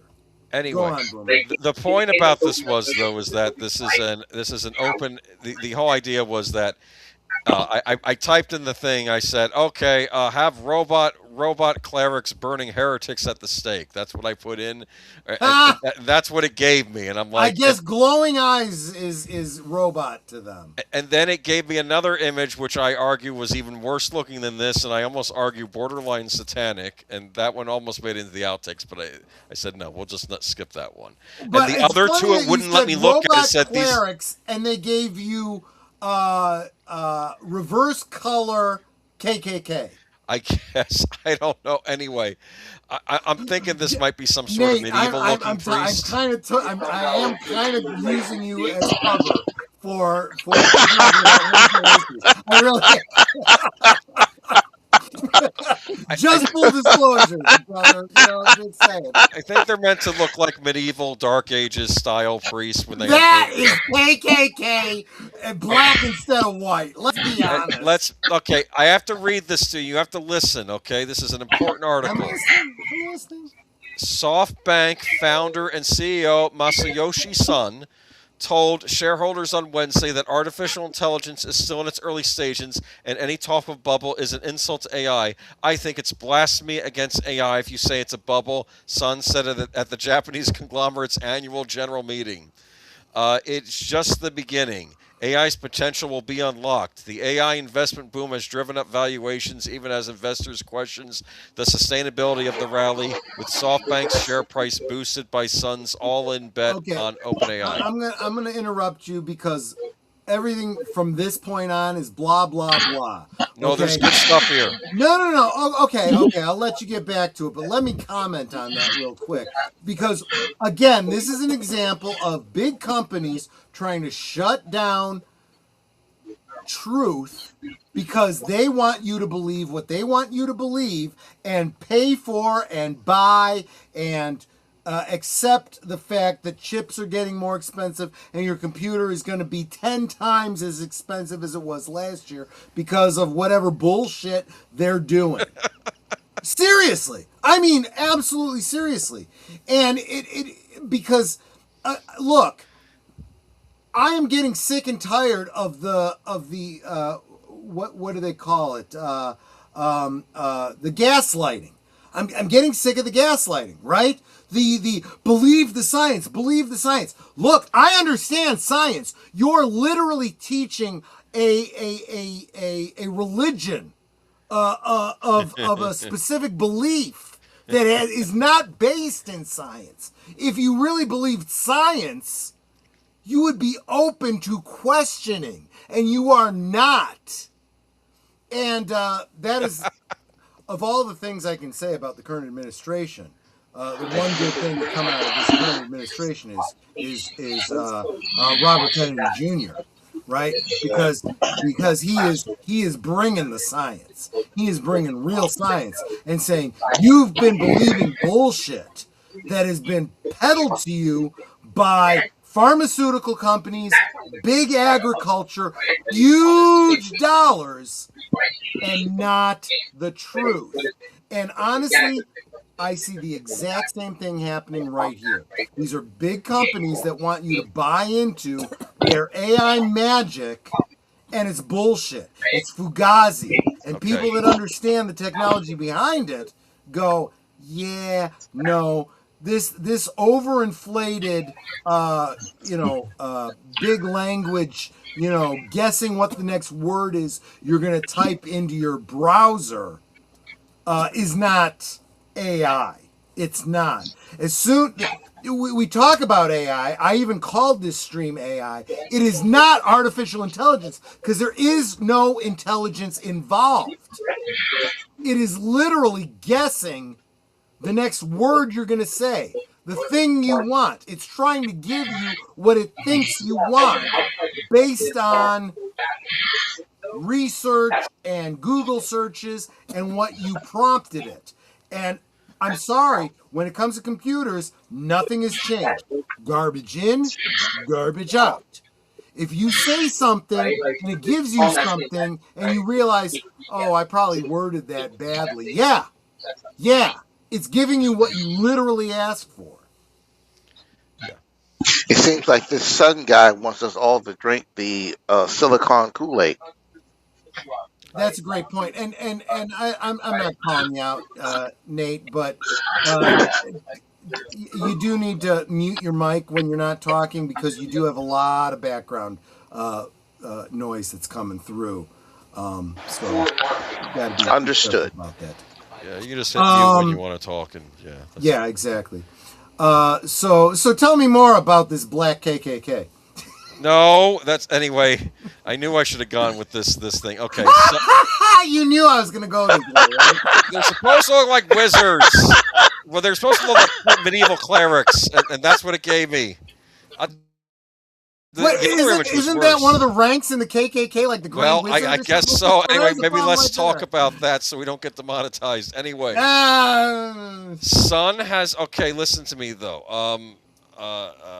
Sun has said that SoftBank is a golden egg-laying goose, and what do you think of that? Look, I would say this is the same thing as I'm going to say this about AI and these big data centers and so forth. It's kind of the same thing that we saw with I'm going to get the acronym wrong. FT. What was it? These memes that they tried to monetize. NFTs. NFTs, yeah. It's basically like NFTs. It's Fugazi. It's bull crap. Listen. It's digital crap. Will you listen? Yeah, why would you pay money for that? Because people are stupid. What is it? A fool and his money are soon parted. Yeah. Listen to this. Eggs do not lay eggs. The goose lays the eggs, he said. SoftBank Group is the factory that lays the eggs. I think he went on to say they're laying empty eggs, though, is what we're arguing. How long do I have to fight to convince you that the goose did a good job, Sun asked. Okay. I will evaluate based on its value. Look, if it functions well, I'll be happy. So far, AI... Anyway, I just thought it was funny. Apparently, he said the factory is also in the goose. The AI factory is inside the goose, laying out the eggs.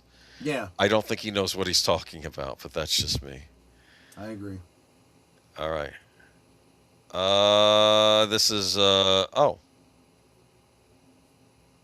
Is this supposed to be like Steven Spielberg with I tried for can't. I said old director. It gave me a few. It's supposed to be. It's back. Actually, go ahead, mate. So this guy is directing the next Star Wars movie with anorexic stormtroopers.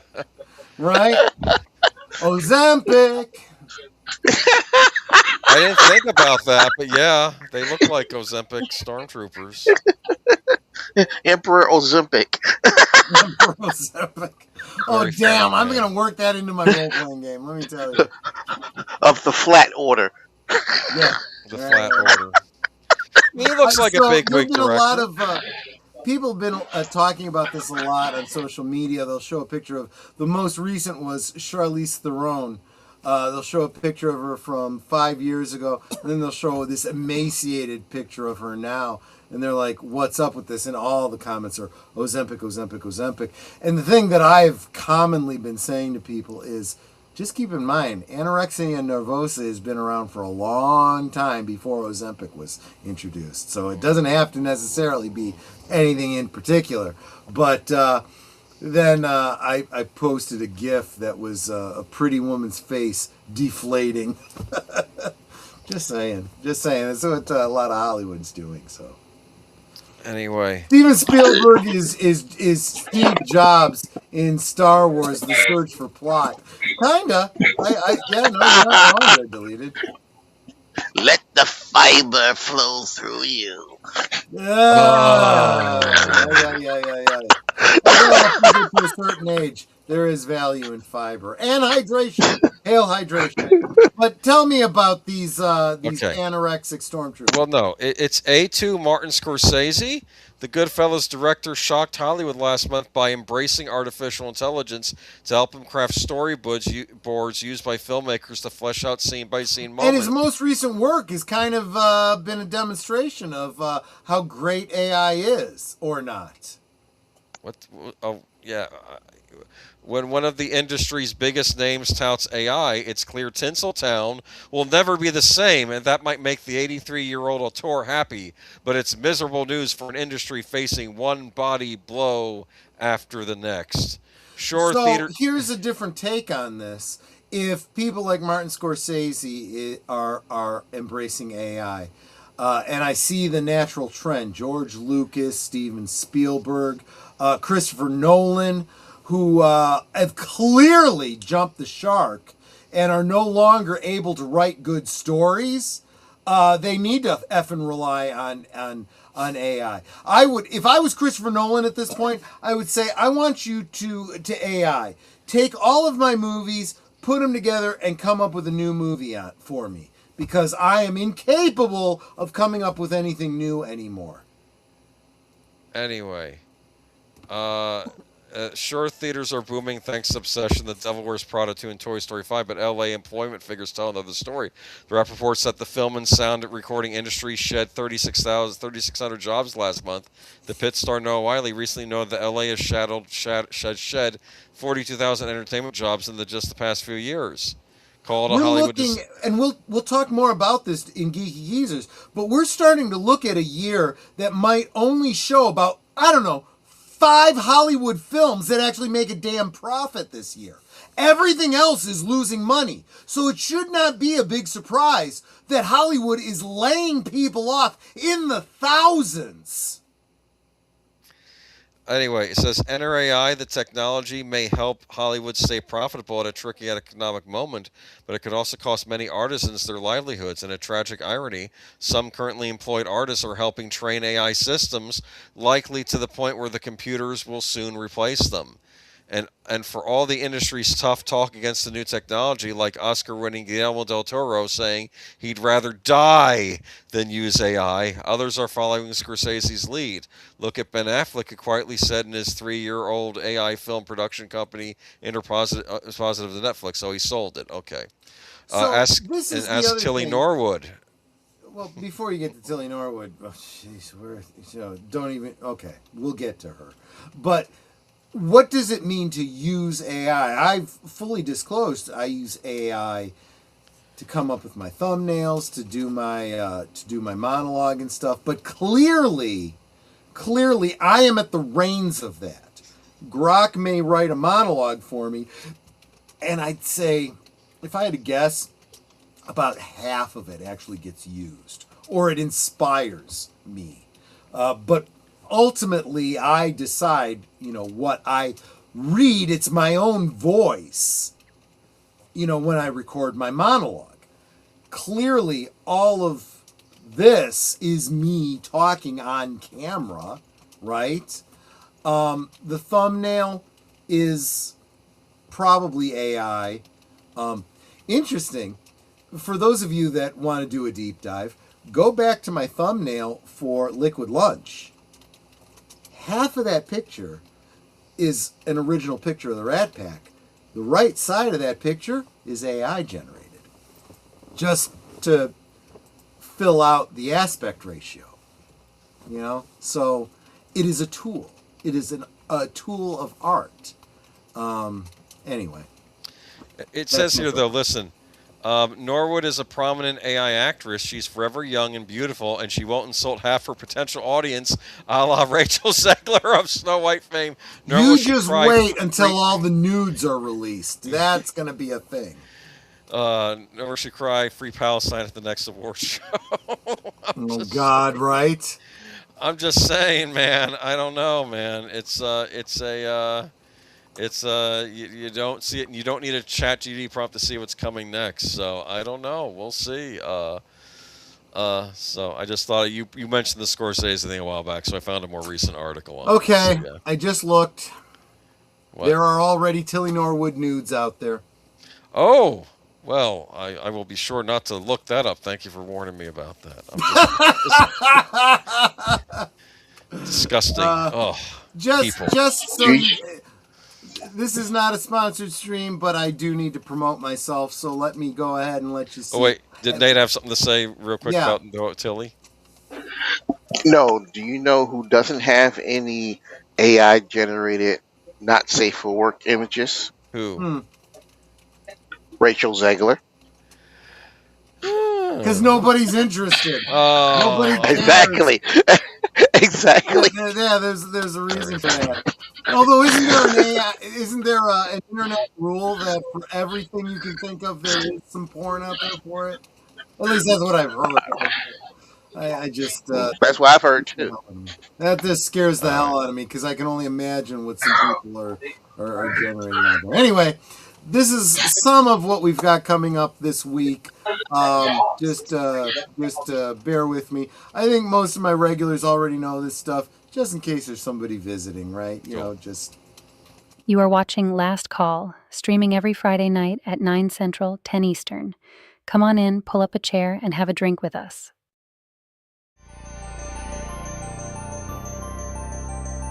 This week on Saturday Night at the Movies, young, rich, and obsessed with death, Harold finds himself changed forever when he meets lively septuagenarian Maud at a funeral. Bud Cort and Ruth Gordon star in this black comedy from 1971. Join us for Harold and Maud this Saturday night on Netter's Network Retro Cinema at 9 Central, 10 Eastern.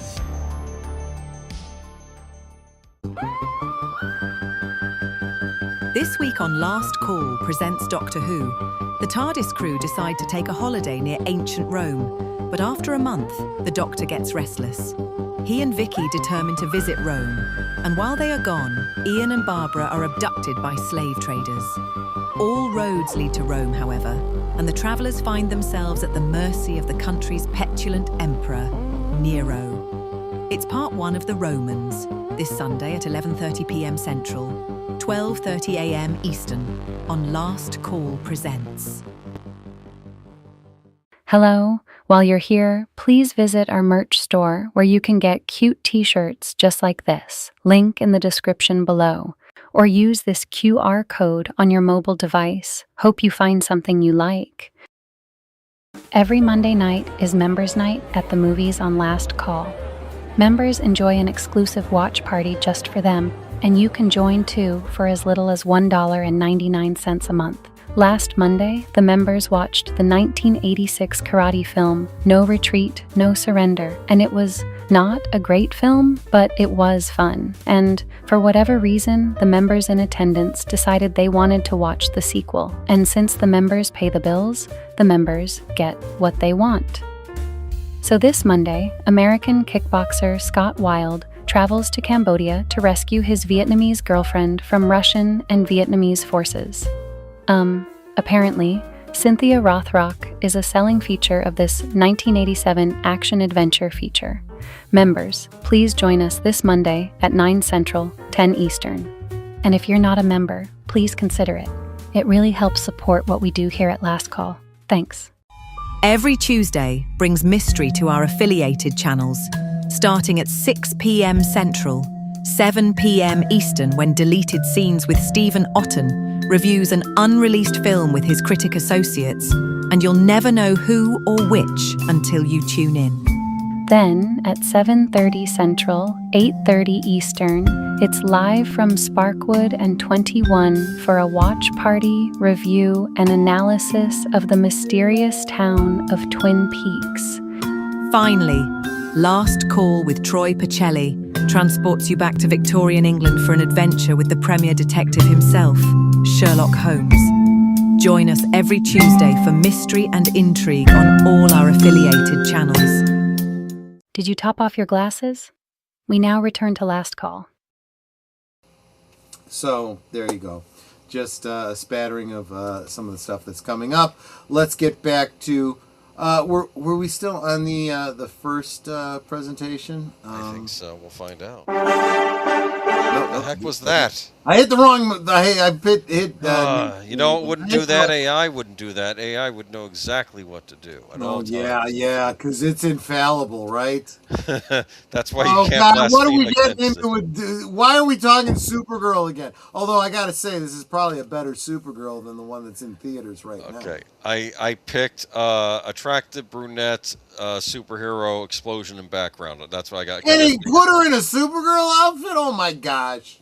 Basically, that they did that. But yeah, let's get into, of course, the big story of the night. AI actor Tilly Norwood to star in feature film Misaligned. Controversial AI actor Tilly Norwood will star in Misaligned, marking the first time she has led a feature film.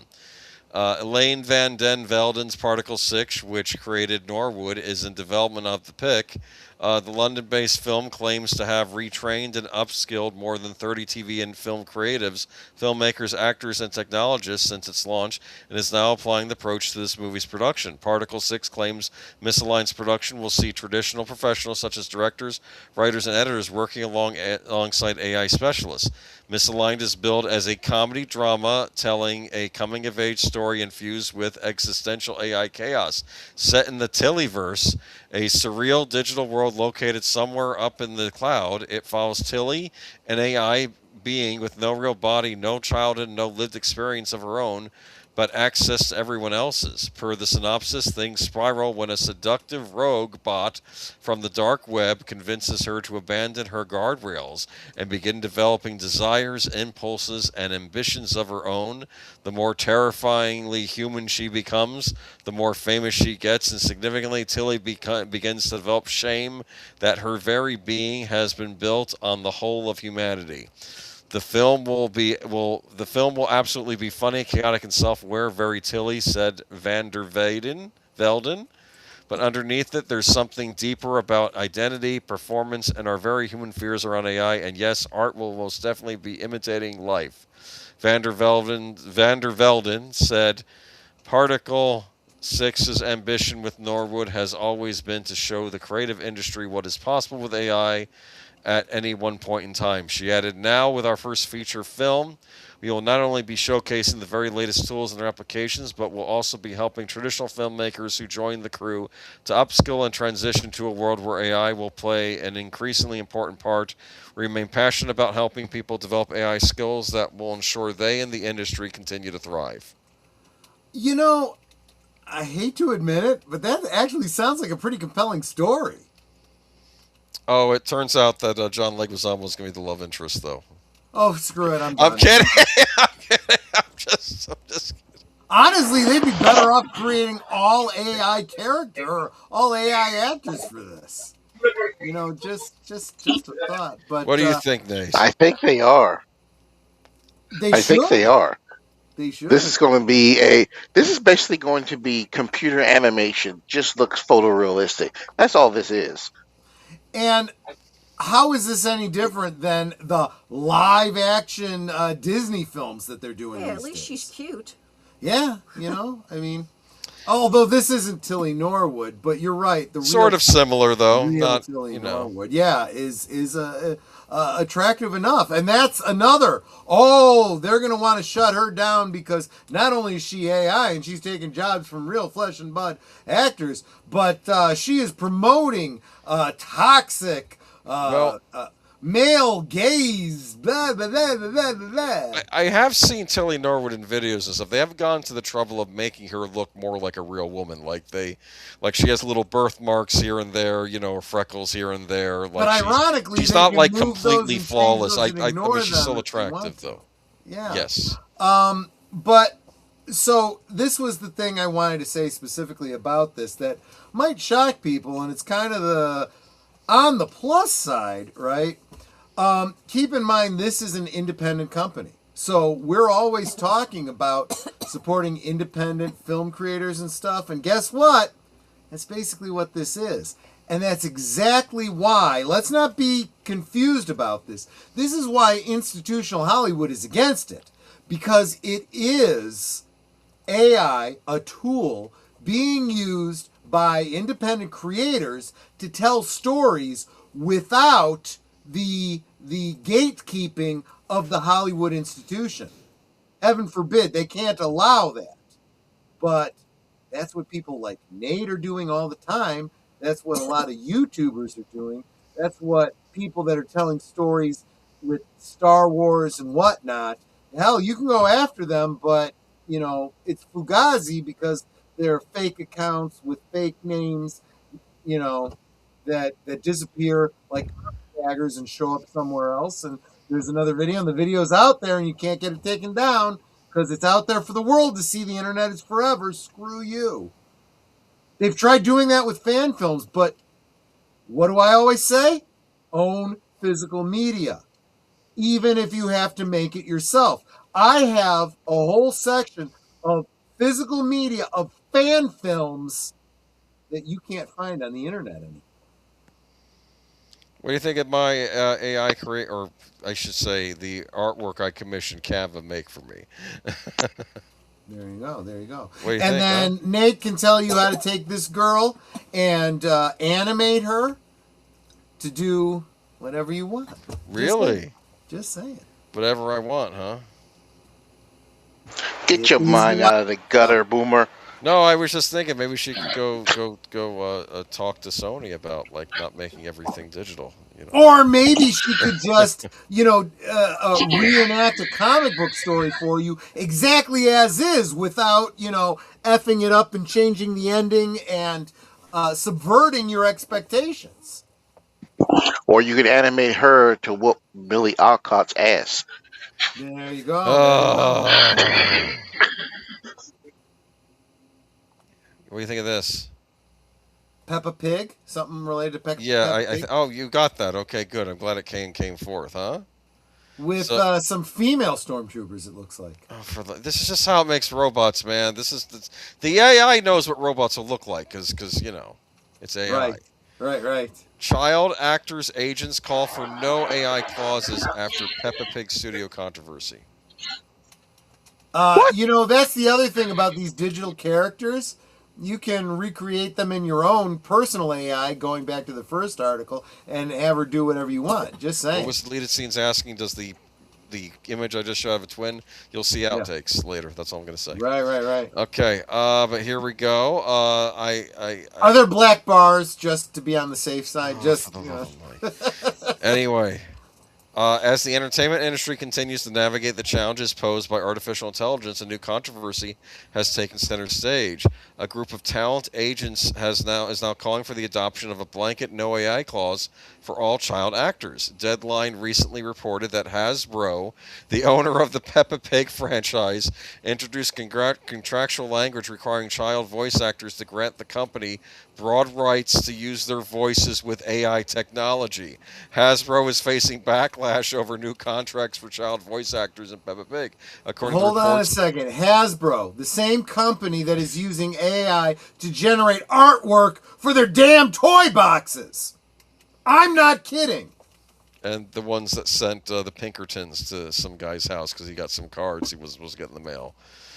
That they fucked up and sent to him. Yes, exactly. You're not a fan of Hasbro. No. According to reports, the contracts would let the company create AI versions of the children's voices and use them in the future. This means AI could create new voice lines without the child. So, like, imagine Charlie Brown. You get the original actor for Charlie Brown, and you can just use his voice in perpetuity. Yeah. So I'm sorry to say this, but we fight the same battles over and over again, right? So I've pointed this out in terms of how Gilligan and all the people in that era fought for the rights to residuals when they would re-show episodes of Gilligan's Island. That was a fight that had to be fought, and then after they won, everybody thereafter benefited from that. When they started using people's likenesses on lunchboxes and toys, you had the cast of Happy Days fighting that fight. so that the cast of Happy Days, Laverne and Shirley, Mork and Mindy, and Gabe Kaplan over on Welcome Back, Kotter. You know, these people all had Mego figures and lunchboxes and stuff, and they now receive residuals for their likeness. And those same fights happened when VHS came out, when DVD came out, when Blu-ray came out, when cable happened, when syndication happened. Every single one of them, it's basically the same fight, but they had to do it again because it was like you had to start all over again from scratch. And I feel like the same fight has to happen for your likeness being used in perpetuity in AI and the sound of your voice. All you have to do is you have to fight that fight in court, and then you get a contract that says, and it's already happening because James Earl Jones did it. He sold, and that's overusing the term. He came to an agreement with Lucasfilm to use his voice in perpetuity, but they have to pay his estate to use his voice. So, in perpetuity, even after death, his voice still generates revenue for his family. I think that's fair. And the same thing needs to happen here. And I would argue there is a place to be said where if you are contracted to play James Bond, or you're cast to play, even better, the Vampire Lestat, Dracula, Lieutenant Commander Data, characters that don't age. Maybe what they do is they do like 3D scan of you and whatnot, or Arnold Schwarzenegger, the Terminator, right? Do a 3D scan of you, digitize you, and then they can use your voice and they can use your image in perpetuity, but they still have to pay you for using it. It's all about the contract, my friends, but who is the most vulnerable when it comes to contracts? Children. They need good representation. They need parents looking out for their rights. It's always been the case. Do you want to hear Hasbro's response? I can imagine, but go ahead. After news of the Peppa Pig contracts broke, Hasbro said in a statement, Hasbro is aware of the open letters circulating regarding AI clauses in children's performance contracts. We are not able to comment on specific negotiations or contractual arrangements. No, that's actually fair, legally speaking, but it's also a cop-out on their part. Just saying. Standing behind the law. You're not impressed with them, are you? Well, no, look, I am very much in the Michael French of retro blasting camp, where I start out with a negative opinion of big companies to begin with, which is very different than where I was as an 80s Reagan Republican. Just saying. Well, it's just about fair, Yeah, fair no, treatment. you're right. Moving on to... Ooh, I know where this is going. What do you think of this guy, man? Looks like a country singer. Got some robot backup behind him, huh? So, look, I'm going to real quick play something for you. This was AI generated. I played this earlier today in gratitude to a member who gifted 5 memberships. Right. I already played this for him, but I want you to listen to the song real quick. Jonathan Conroy, a giant of grace, opened his hands and lit up the place. Gave without counting, stood tall through the years, wiped away worry and dried away tears. Great is the man and deep is our thanks, Jonathan Conroy, who lifted our ranks. Tell me that doesn't sound like just about every male Klingon country voice that you're hearing these days, right? So go on with your article, and you'll see why this plays in. Okay, so this was Jeff Bridges. On AI songwriting, everyone in Nashville is doing this. As artificial intelligence continues to make headlines and spark heated debate, actor and musician Jeff Bridges suggests that AI songwriting is already commonplace in the music industry. During a recent appearance on comedian Theon Vaughn's This Past Weekend podcast, Bridges spoke openly about his use of the new technology. Do you mess with ChatGTP? Bridges asked. Do you have a guy that you talk to? After Vaughn said that he doesn't, Bridges laughed and replied, "Oh man, it's so bizarre." The exchange prompted Vaughn to ask, "What side are you working for, Jeff?" Jeff Bridges introduces Theo Vaughn to AI music. Oh, sorry, that was a short. After a short conversation with Bridges' ChatGPT, which he named Gary, the actor introduced Vaughn to Suno, one of the leading AI music generation platforms. Bridges demonstrates the software's ability to create fully orchestrated songs. Bridges then explained how he got started using Suno. So, my dear friend John Goodwin, we go back to the 4th grade making music, doing art together. He wrote the title song for Crazy Heart, Bridges said. Anyway, he calls me up. He says, "Have you heard of Suno?" I said, "No." He says, "All the guys in Nashville are using it now. Instead of going into the studio and paying, $10,000, they can do this for nothing, man." Bridges said. I swear, he sounds like the dude from The Big Lebowski. He does. The comment led Vaughn to ask. Full disclosure, I want to explain that song, and it's the same with the Ruby Hoove and some of the other music that I do. The lyrics are at least in part done by Grok. I'll go into Grok has a really good interface, very user friendly. I can tell it what I want. It'll spit something out, and I'll be able to tell it, "Nah, go back and tweak this," and "No, that doesn't quite work." And then I'll end up with something that's still not perfect, but I'm like, I can work with this. And then I just take it and rewrite it, right? Then, once I'm happy with the lyrics, I take them into Suno and say, "Here are the lyrics. I want a jazz song, a country song. I want a male voice. I want a female voice. I want it slow. I want it fast. I want whatever." It spits out 4 different, possible things. It has this tendency to overplay, the intro and the outro, so I just have to trim it down. But yeah. Okay. Yeah, I know a few people that use Suno. Yeah, I knew what you meant, Connie. Mm-hmm. Anyway, that's and this robot right here looks like one from 21B from Star Wars. Well, maybe. You never got a chance to fulfill his dream of being a country backup singer, huh? And whether you realize it or not, that ain't a real person. That's an AI generated cowboy. I thought it was Dave Filoni.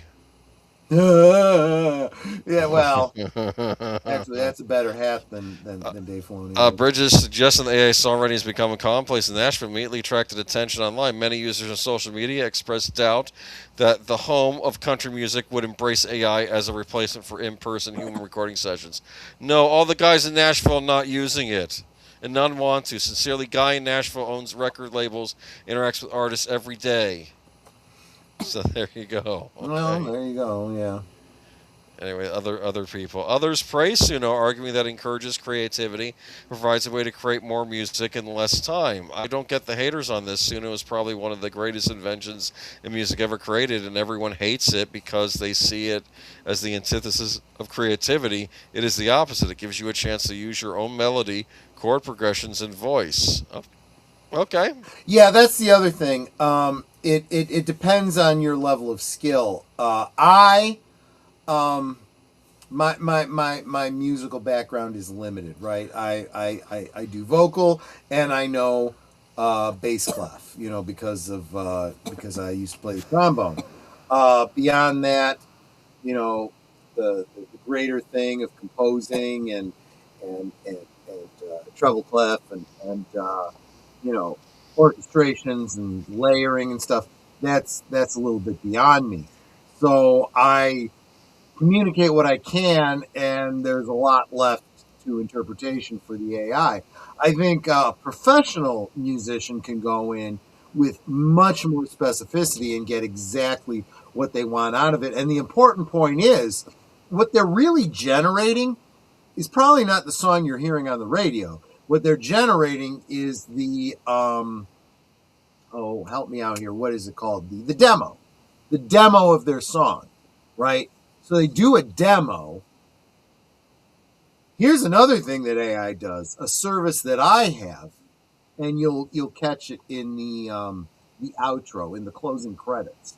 I have a theme song with a vocal, and then I take that into a different AI program, one of those proprietary ones. Someone, has this resident on their own hard drive and provides it as a service that strips out the vocals, and you just get the musical, right? You can make your own karaoke and so on and so forth. I use it for the outro for my closing credits, and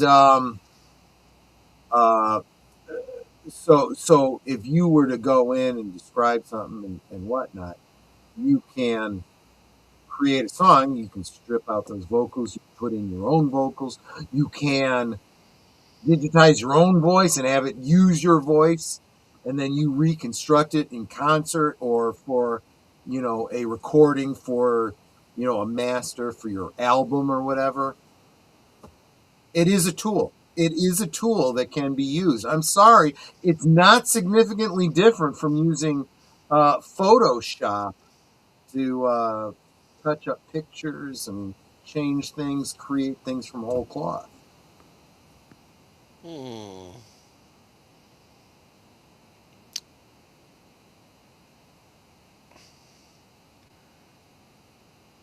you see this?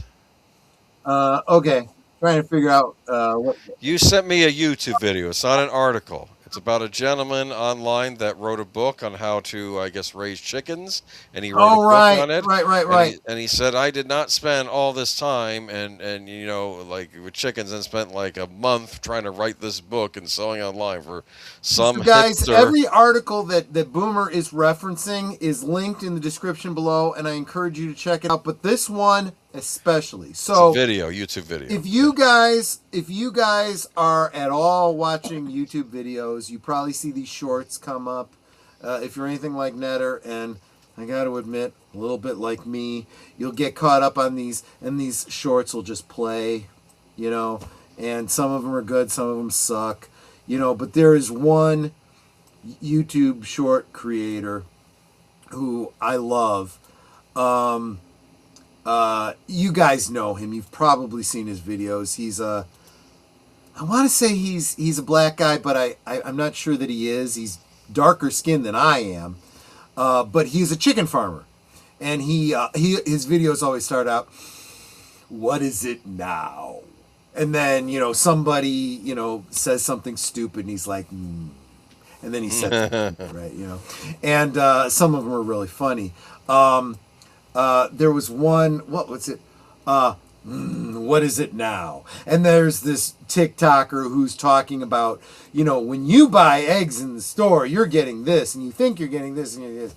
And then he stops it, and he comes back, and he goes, "That's not true. That's bullshit." And then he explains the reality of it. And you want free range, because free range is the best, because they get out and they have so many acres and And he goes, "No. Legally they have to have access to that much acreage. The reality is they are still indoors because they're chickens, and that's what they choose to do." And it's like, I'm sitting here, the guy is funny. He really, really is. He is funny.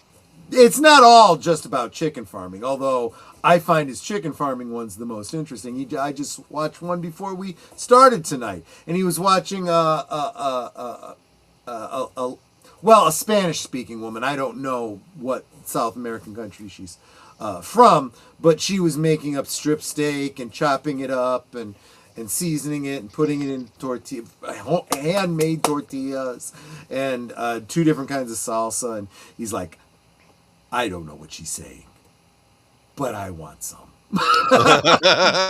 Can you adopt me for a week? He's like, wait a minute. How do your tortillas get so puffy? Mine just bubble a little bit. Oh my gosh, that looks so... 2 different kinds of salsa? I don't understand what she's saying, but my mouth is watering. And then he gets to the end of it and he goes, wait a minute. I raise beef on this farm. I can do this myself.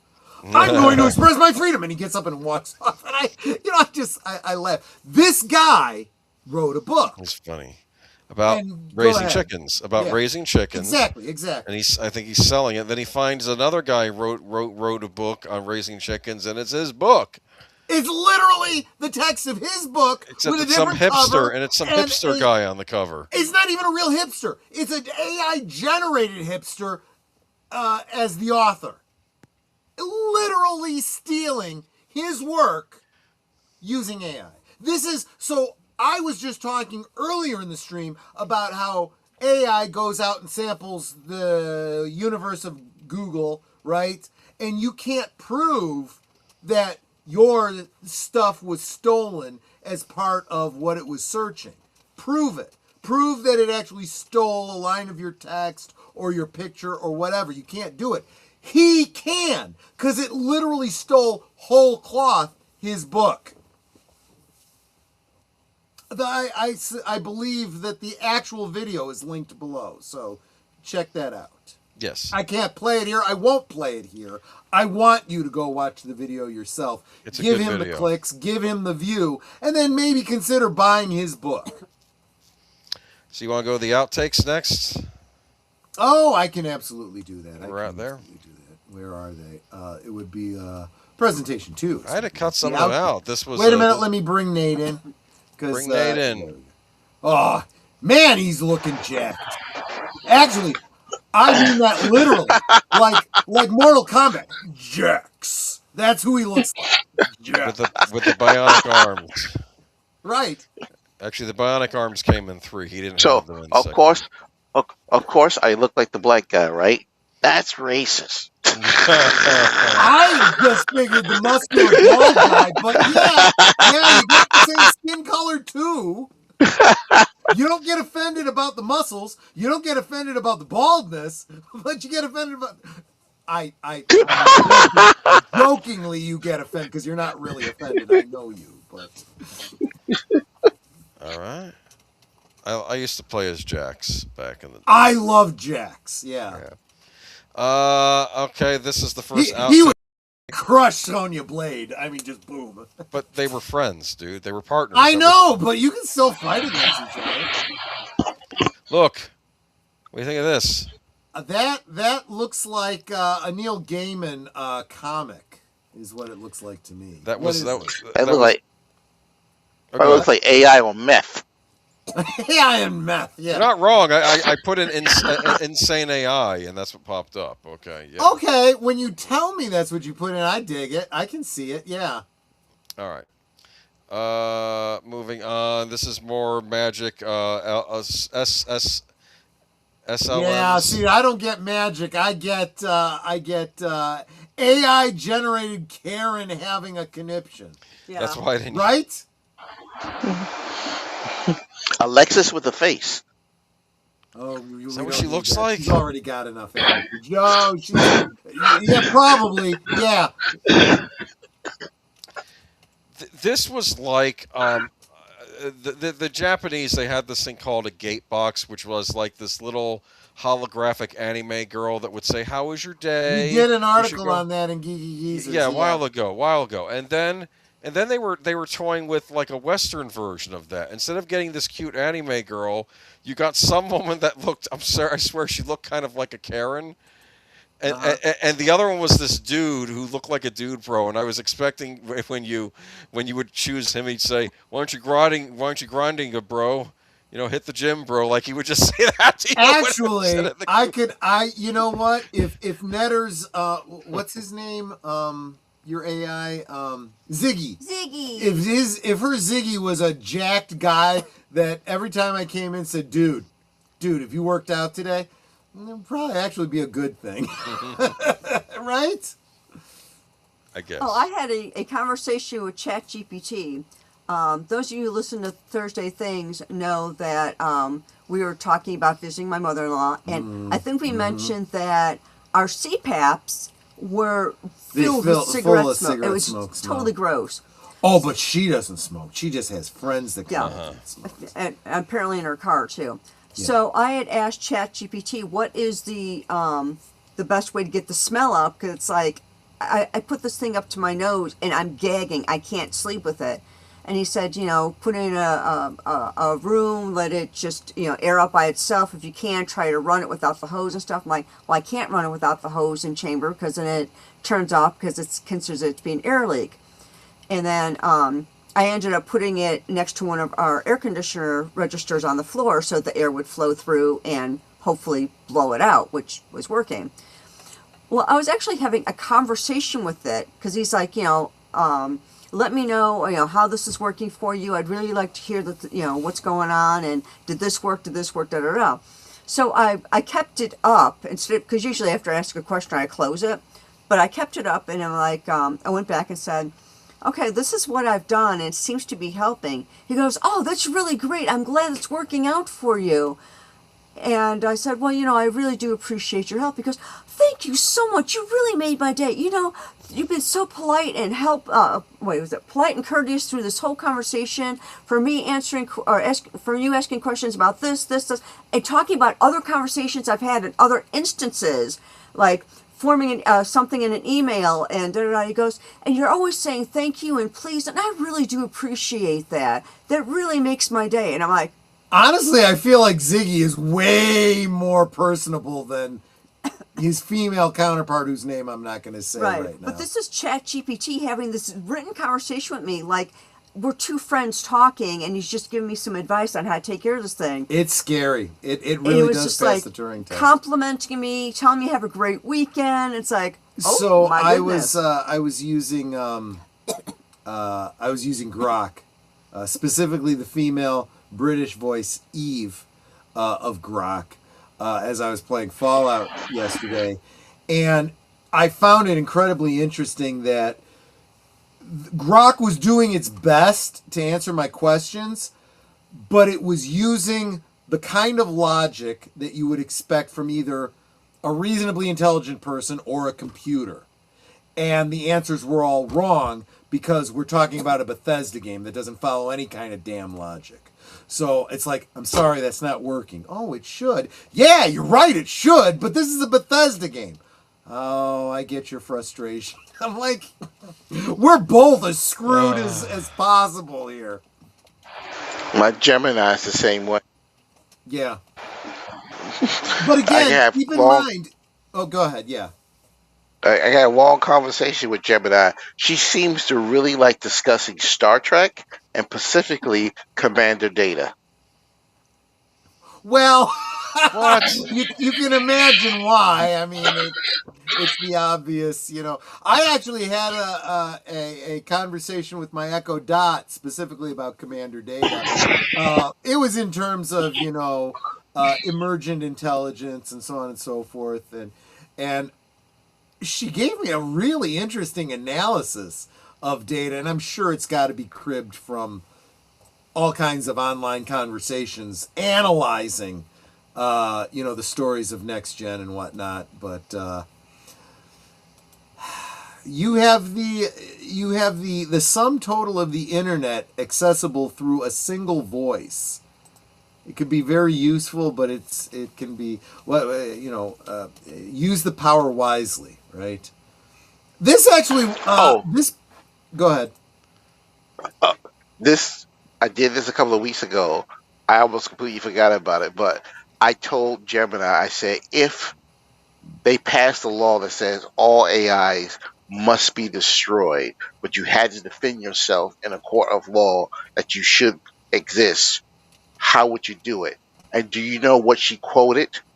She quoted Roy Batty from Blade Runner. Because this is the sum total of our, AI is doing a great job of accessing the sci-fi that we've created that unfortunately not enough people are paying attention to. Look, I was talking last night and a little bit this afternoon about watching so many episodes of The Twilight Zone while I was in Ohio, and I'm looking at these episodes going, what's his name? Who was the writer, creator, narrator of Twilight Zone? Rod Serling. Rod Serling, because he wrote most of these episodes. He was trying to get really important warnings across to us through sci-fi, and it's very clear we've ignored them. There was one episode about aliens sabotaging a small town to turn everyone against themselves in a bid to learn how we behave so they could invade the earth. And I'm like, this is a great, warning about turning on each other. But unfortunately, for the past 10 years, we've been effing living that out online, And then there was one with, what's his name? Oh, damn it. He's the one from Blue Velvet who's sucking the oxygen or the nitrous. Dennis Hopper. It was one of his first acting roles where he plays an American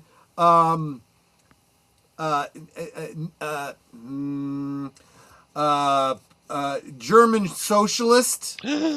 But like in America, trying to restart the movement, and Mustache Man is hiding in the shadows, talking him through it, and you see it happening all over again.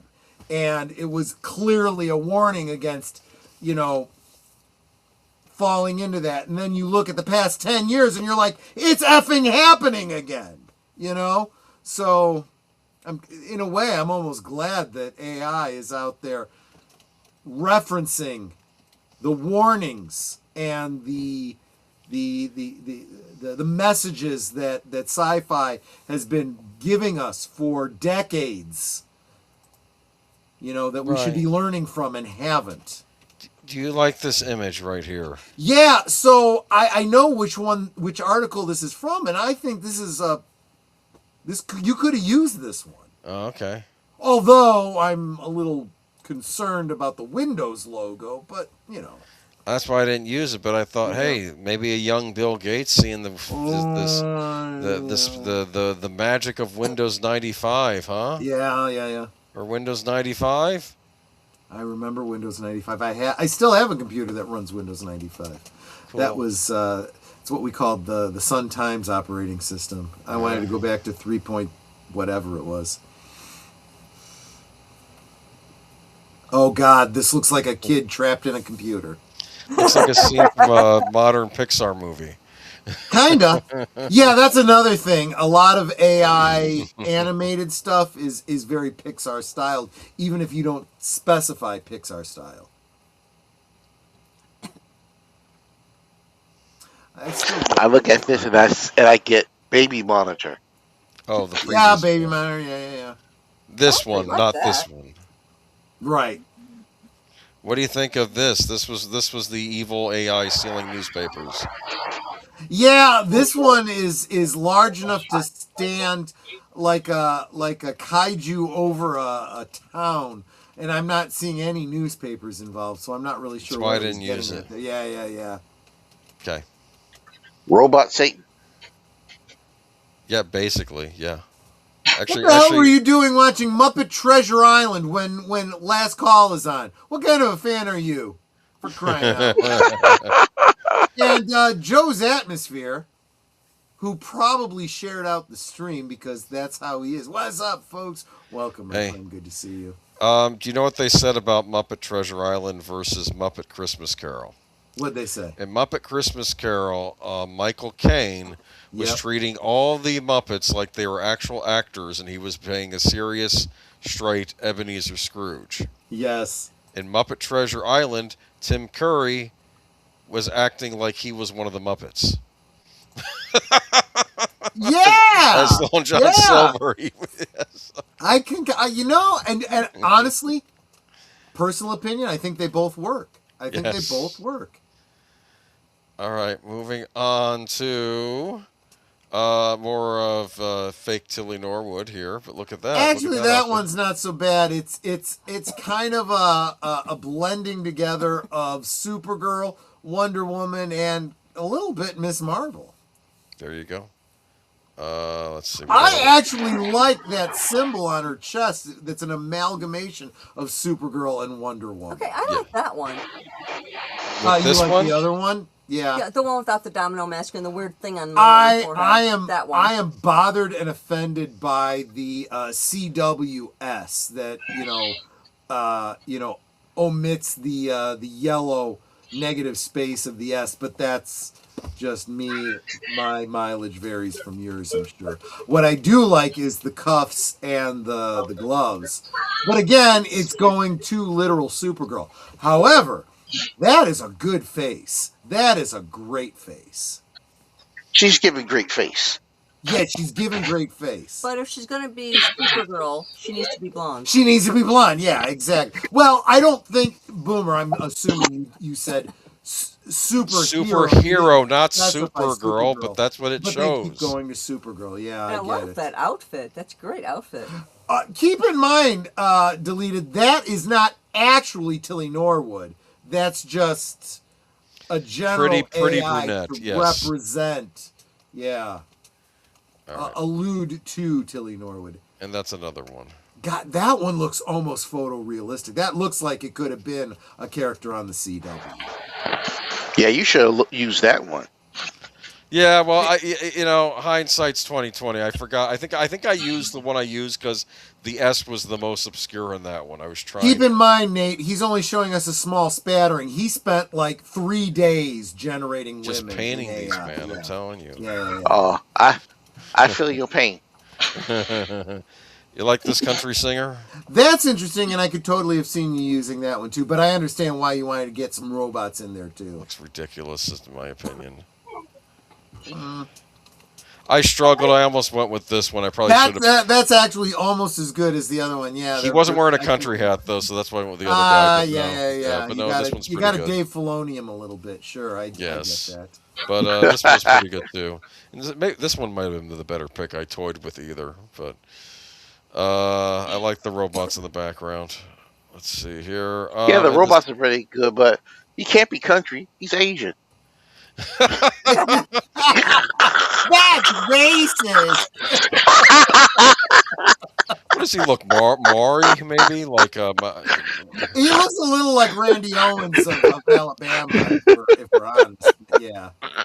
Anyway, moving on to... Okay, while y'all have been talking about this AI stuff, I just generated something for Troy. I'm going to give it to you in MeWe because I don't know how to call it up otherwise. Sure. Just more of the chicken crap here, see? Chicken crap! I see what you did there. Well, no, I like the fact that this robot has, like, the rooster thing on his head, too, because the AI doesn't understand. But, yeah, that's it. That's it for the outtakes. Oh, actually, no, this last one.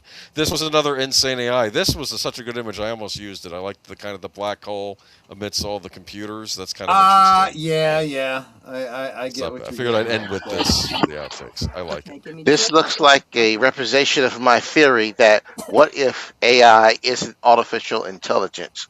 What if AI is the algorithm that can connect into the conscious state we go into when we dream? My gosh. This is actually pretty good. It's interesting that he mentions that because when I see AI videos like that Batman one I sent you, it's the eerie underground feeling I get when I see those videos is it's like seeing something in a dream.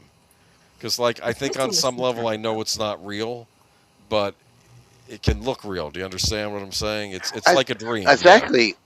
Exactly. All the AIs, when you really look at it, they have that dream-like state to it. Yeah. What if the algorithm has tapped into the state we all go into when we dream? Maybe. So I'm going to have to ask Netter how she generated this, but this is a bit of art that she just generated in Grok. for me. I may end up using this at some point. It really does look like me. I'm trying to do one where you're wearing a black jacket. I asked it to add one. So, oh wait, this one's better. Wait, hold on. Okay. Actually, that's pretty good. It is pretty good. Did you supply it with a picture of me to start with? Because that face is like, it really does look like. Not to start with, but then when it gave me something else, I'm like, no, that's not right. Oh, wait, hold on. Wait a minute. Here's MeWe. Here's MeWe. Here's this other one where you're bring wearing the this one jacket. up. Okay, that one I think is better because that's more your brand. Let's see. So this is. Oh yeah, this is much better. And honestly, this is what I find most impressive. Let me share this. Share screen, entire screen. That share. Okay, so check this out. It's basically the same picture. It's just added the. I added the jacket. Added the jacket, and this is the kind of thing I was talking about with Grok, because you can take, okay, that picture's good, but do this with it, or add this, and it doesn't change the whole rest of it. This is what I start off with. I said, please create an image of Troy Pacelli with the words midday mixologist under his picture. It gave me basic clip art with a guy holding up a drink and generic Arial font midday mixologist, and doesn't look anything like you. So then I was like, not quite. Have a picture that actually looks like Troy as a bartender behind a bar with the words midday mixologist under his picture. It showed a guy with a fedora, with a beard, but it doesn't look anything like you. So how did you eventually get it? Okay. I'm explaining. So you're explaining, yeah. So then I said, that's really close, but can you use this image as reference? And I actually did a snip of you on screen and posted it up. Oh, okay, that's how you did it. First, it gave me the same picture again, and I said, use the picture I supplied of Troy. So then it came up with that one without the jacket. Yeah. And then I said, that's great. Now make the words midday mixologist a different font that reflects a cozy bar scene. So that's when it changed it from Arial to that. Yeah. And then I said, add a black suit jacket, and that's how I end up with the last picture. So that's a great example of the refining. But the thing is that I have found in working with Grok, I've learned how to phrase things so as to basically to, whoops, let me get that out of here. Basically to bypass some of what she went through. So I always start by saying, I want a photorealistic image. So immediately I'm not getting the cartoony stuff, right? I usually don't ask for any words written on it, for the most part. One exception is on WTF Wednesday. I wanted it as a neon sign behind me. But other than that, generally, I want to superimpose my own text. I want to be able to change it, you know, and whatnot, have some editing ability to it. But yeah, that's a great example of using AI. My God, it is kind of creepy how much it looks like me. That's just right.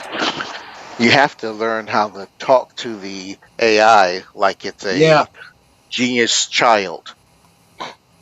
Yeah. It's almost like talking. Great example, because I've mentioned many times that I had an autistic brother, and he could speak, but most people couldn't understand him.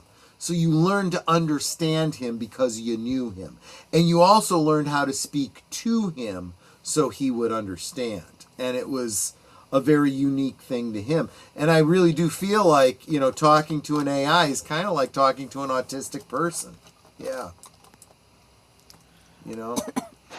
But, and I always start out with maintain visual consistency. Yeah. That's how I get each generation, it still looks like it's supposed to look when I make it move. That's the first thing I put in the prompt. maintain visual and physical consistency, or if it's specifically for a person's face, I say facial consistency. This way, when I keep making the video generation, it keeps it looking like the person. I'm glad you gave me that advice. I'll have to keep that in mind, because there was a picture that I was refining one time of Sophia for a karaoke stream, and with each iteration it got less and less looking like her, and it was like, I'll go with it because I don't want to F with this anymore, but we've kind of gotten away from it actually looking like Sophia, so, but No! I know, right? Let's be true to what she has to look like.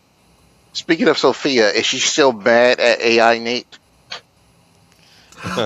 You know what? She's very suggestible, so she's easily influenced. Is the thing there? So just. Hey, I'm not blaming the victim here, but that girl needs some better firewalls. I'm just saying. I know. I mean, digital prophylactics is how I put it. So. Anyway, so excuse me. That is our AI coverage for today, and oh my gosh, it's here. I said, half the commercials that I saw were AI generated, and it's like, I'm guessing that people don't even realize it, and others just probably don't care anymore because nobody cares. Oh, and then let me show you the other one I did. Okay. Where's Hailed Hydration 4? Come on, move over. Hail Hydration. Okay. This is interesting. This is actually an interesting concept. I'll definitely end up using this because it references. I got to bring it up so that everyone can see it. This actually references the not only the Hail Hydration concept, but the Kraken, right? Hail Hydration, and it's a Kraken with. I have another one where I exchanged the Fireball for Malibu rum. Okay. Oh. Okay, I like that. Yeah, because Fireball is garbage. That's pretty good. That's pretty good. What is garbage? The firewalls. Fireball. Oh. Fireball. Oh, Fireball. Yeah, that'll mess up your kidneys. I only drink it from time to time. I've got a bottle that has lasted me over 10 years. Yeah, it's like it had 2 bottles of vodka, and I was trying to exchange one of the bottles of vodka for something. And I'm like, okay, we got gin, we got rum, we got vodka. Okay. The first thing came to mind was Fireball, because I was trying to think what we have behind the bar. And I'm like, oh, Malibu rum. Fireball. But yeah, so that's our AI stream for tonight, my friends. Why did it bring back up the sharing? Automatic computers, damn it. So Nate, what have you? So first off, everybody, make sure that you're subscribed to Geek Flag with Nate Knows. He does this AI stuff. He's working on a narrative. He's fighting the algorithms in order to bring his stories to life. So definitely follow his channel. Check it out. What can we expect from your channel going forward, Nate?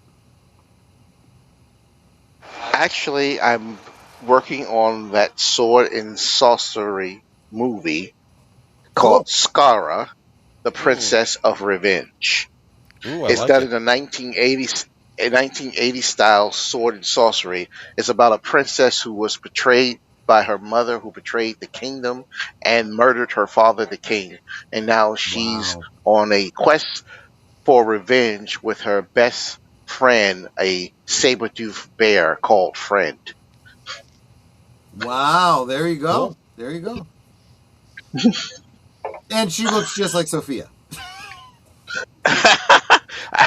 Actually, no. She's a amalgamation of Gabrielle from Xena. Oh yeah. And Belinda Carlisle. Belinda Carlisle. There you go. There you go. Guys from the past. There you go. So definitely check out Nate's channel. He's got some great stuff. Boomer, again, Just want to say for, all 15 of you that are left, make sure that you're subscribed to Aged Boomer and then share out his stream. We need to get him to 500 subscribers. I'm not saying 5,000. I'm not saying 500,000. 500 subscribers by the end of this month. Let's make that happen for him. Aged Boomer, what's coming up on your channel? On my channel, we got Geeky Geezers coming this Sunday, where we're going to be talking about kind of a lot of gaming stuff, and also a lot of very specific companies gaming stuff. Yes, and unfortunately, yes, basically PlayStation and the bloodbath going on over at Xbox, and then we're also going to talk about. Unfortunately, we have a lot of obits to cover this weekend too. Not just Xbox and PlayStation. We're also talking about some people that are being in remembrance. Bonnie Tyler, Randy Mantooth. A lot of people. We've got a lot of them this week, so Sad. we'll try to get through them all. And if you don't know the name Randy Mantooth, that's why we do this, because you need to remember. Netter, what have you got coming up this week that you want to talk about? Well, let's see. Today's Friday. So tomorrow is Saturday, which means retro cinema. Well, we'll be watching Harold and Maude. It's a fun little film. At least I enjoy it. It's a black comedy, and that's not racist. Is that what they're called? Because they're kind of dark. Yeah, it's like there are parts of it that are kind of dark. There's, for those sensitive viewers, there's implied self-deletion. Yes. But a teenager who is obsessed with death. Yeah. Who falls in love with a grandmother-aged woman. Yeah. It's weird. Very weird. Let's see, then of course Sunday I will be on Geezers as the one, the only Geezette. Yes. Monday I'll actually be a member in on Members Night at the Movies on Troy's channel, because I was just gifted a membership. But I can always sneak through the back door, which she always does, every weekend, or every week anyway. Absolutely. Tuesday we are back, of course, on Insert Spark blue backdoor joke here. Spark 2021, where we'll be simulcasting the next episode of Twin Peaks, which I don't know what it's called, followed by simulcasting with Troy on Sherlock Holmes. I don't know the episode name. The Last Vampire. Last Vampire, okay. Let's see. Then next Thursday, still don't have a guest, so we'll be shooting the breeze again.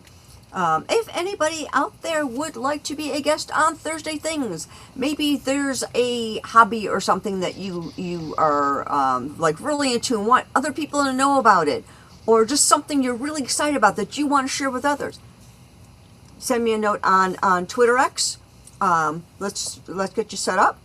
And yeah, I'd love to have you on, because if I don't know this thing about you, that means the rest of the chat doesn't know that thing about you, and we want to get them to know about you. Which leads us right back here again to next Friday. Getting to know you. Yes. Getting to know all about you. Getting to like you. Hoping you like me. So I'm looking at this picture of you here, Nate, and I'm getting images of that Mandela movie, Kazam. Like you're a genius.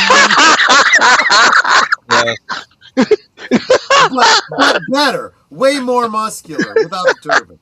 I'm Timu Shaq. Yeah, exactly. All right. We've already gone over a half hour past time. We got Aged Boomer up past his bedtime. We got to get him to bed, because he's got to get up and get to work tomorrow. Serve the public. Absolutely. And Boomer, absolutely. Yes.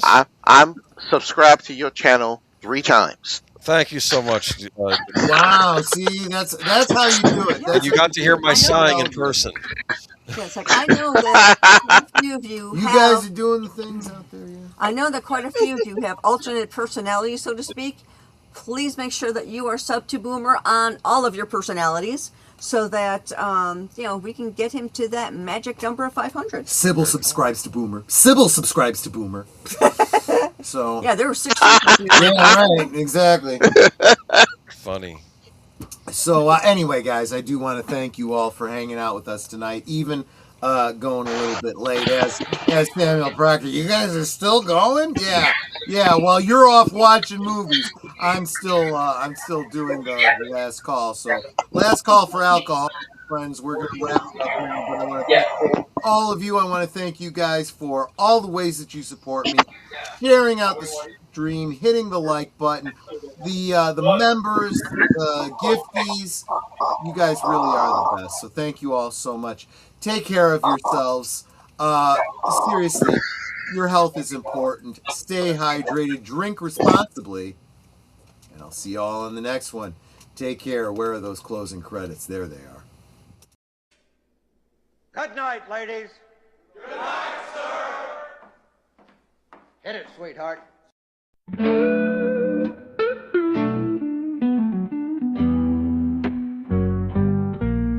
The neon lights are fading, closing time is near. Whispers in the corners, secrets shared sincere. The bartender's polishing the final glass.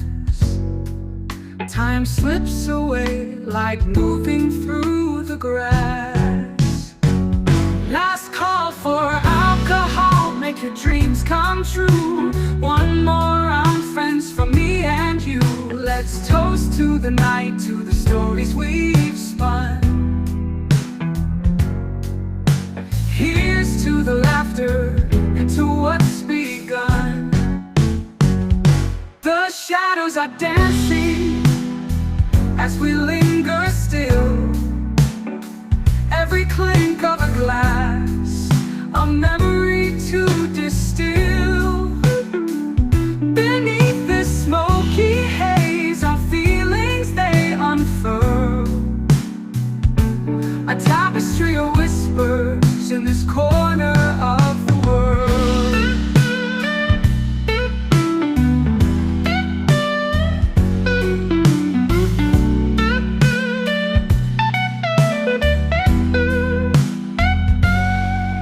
The jukebox serenades us with a final tune, crooning to the lonely and the lovers under the moon. With every soft note, the end draws ever near. But in this fleeting moment, there's nothing to fear. Last call for alcohol, make your dreams come true. One more round, friends, for me and you. Let's toast to the night, to the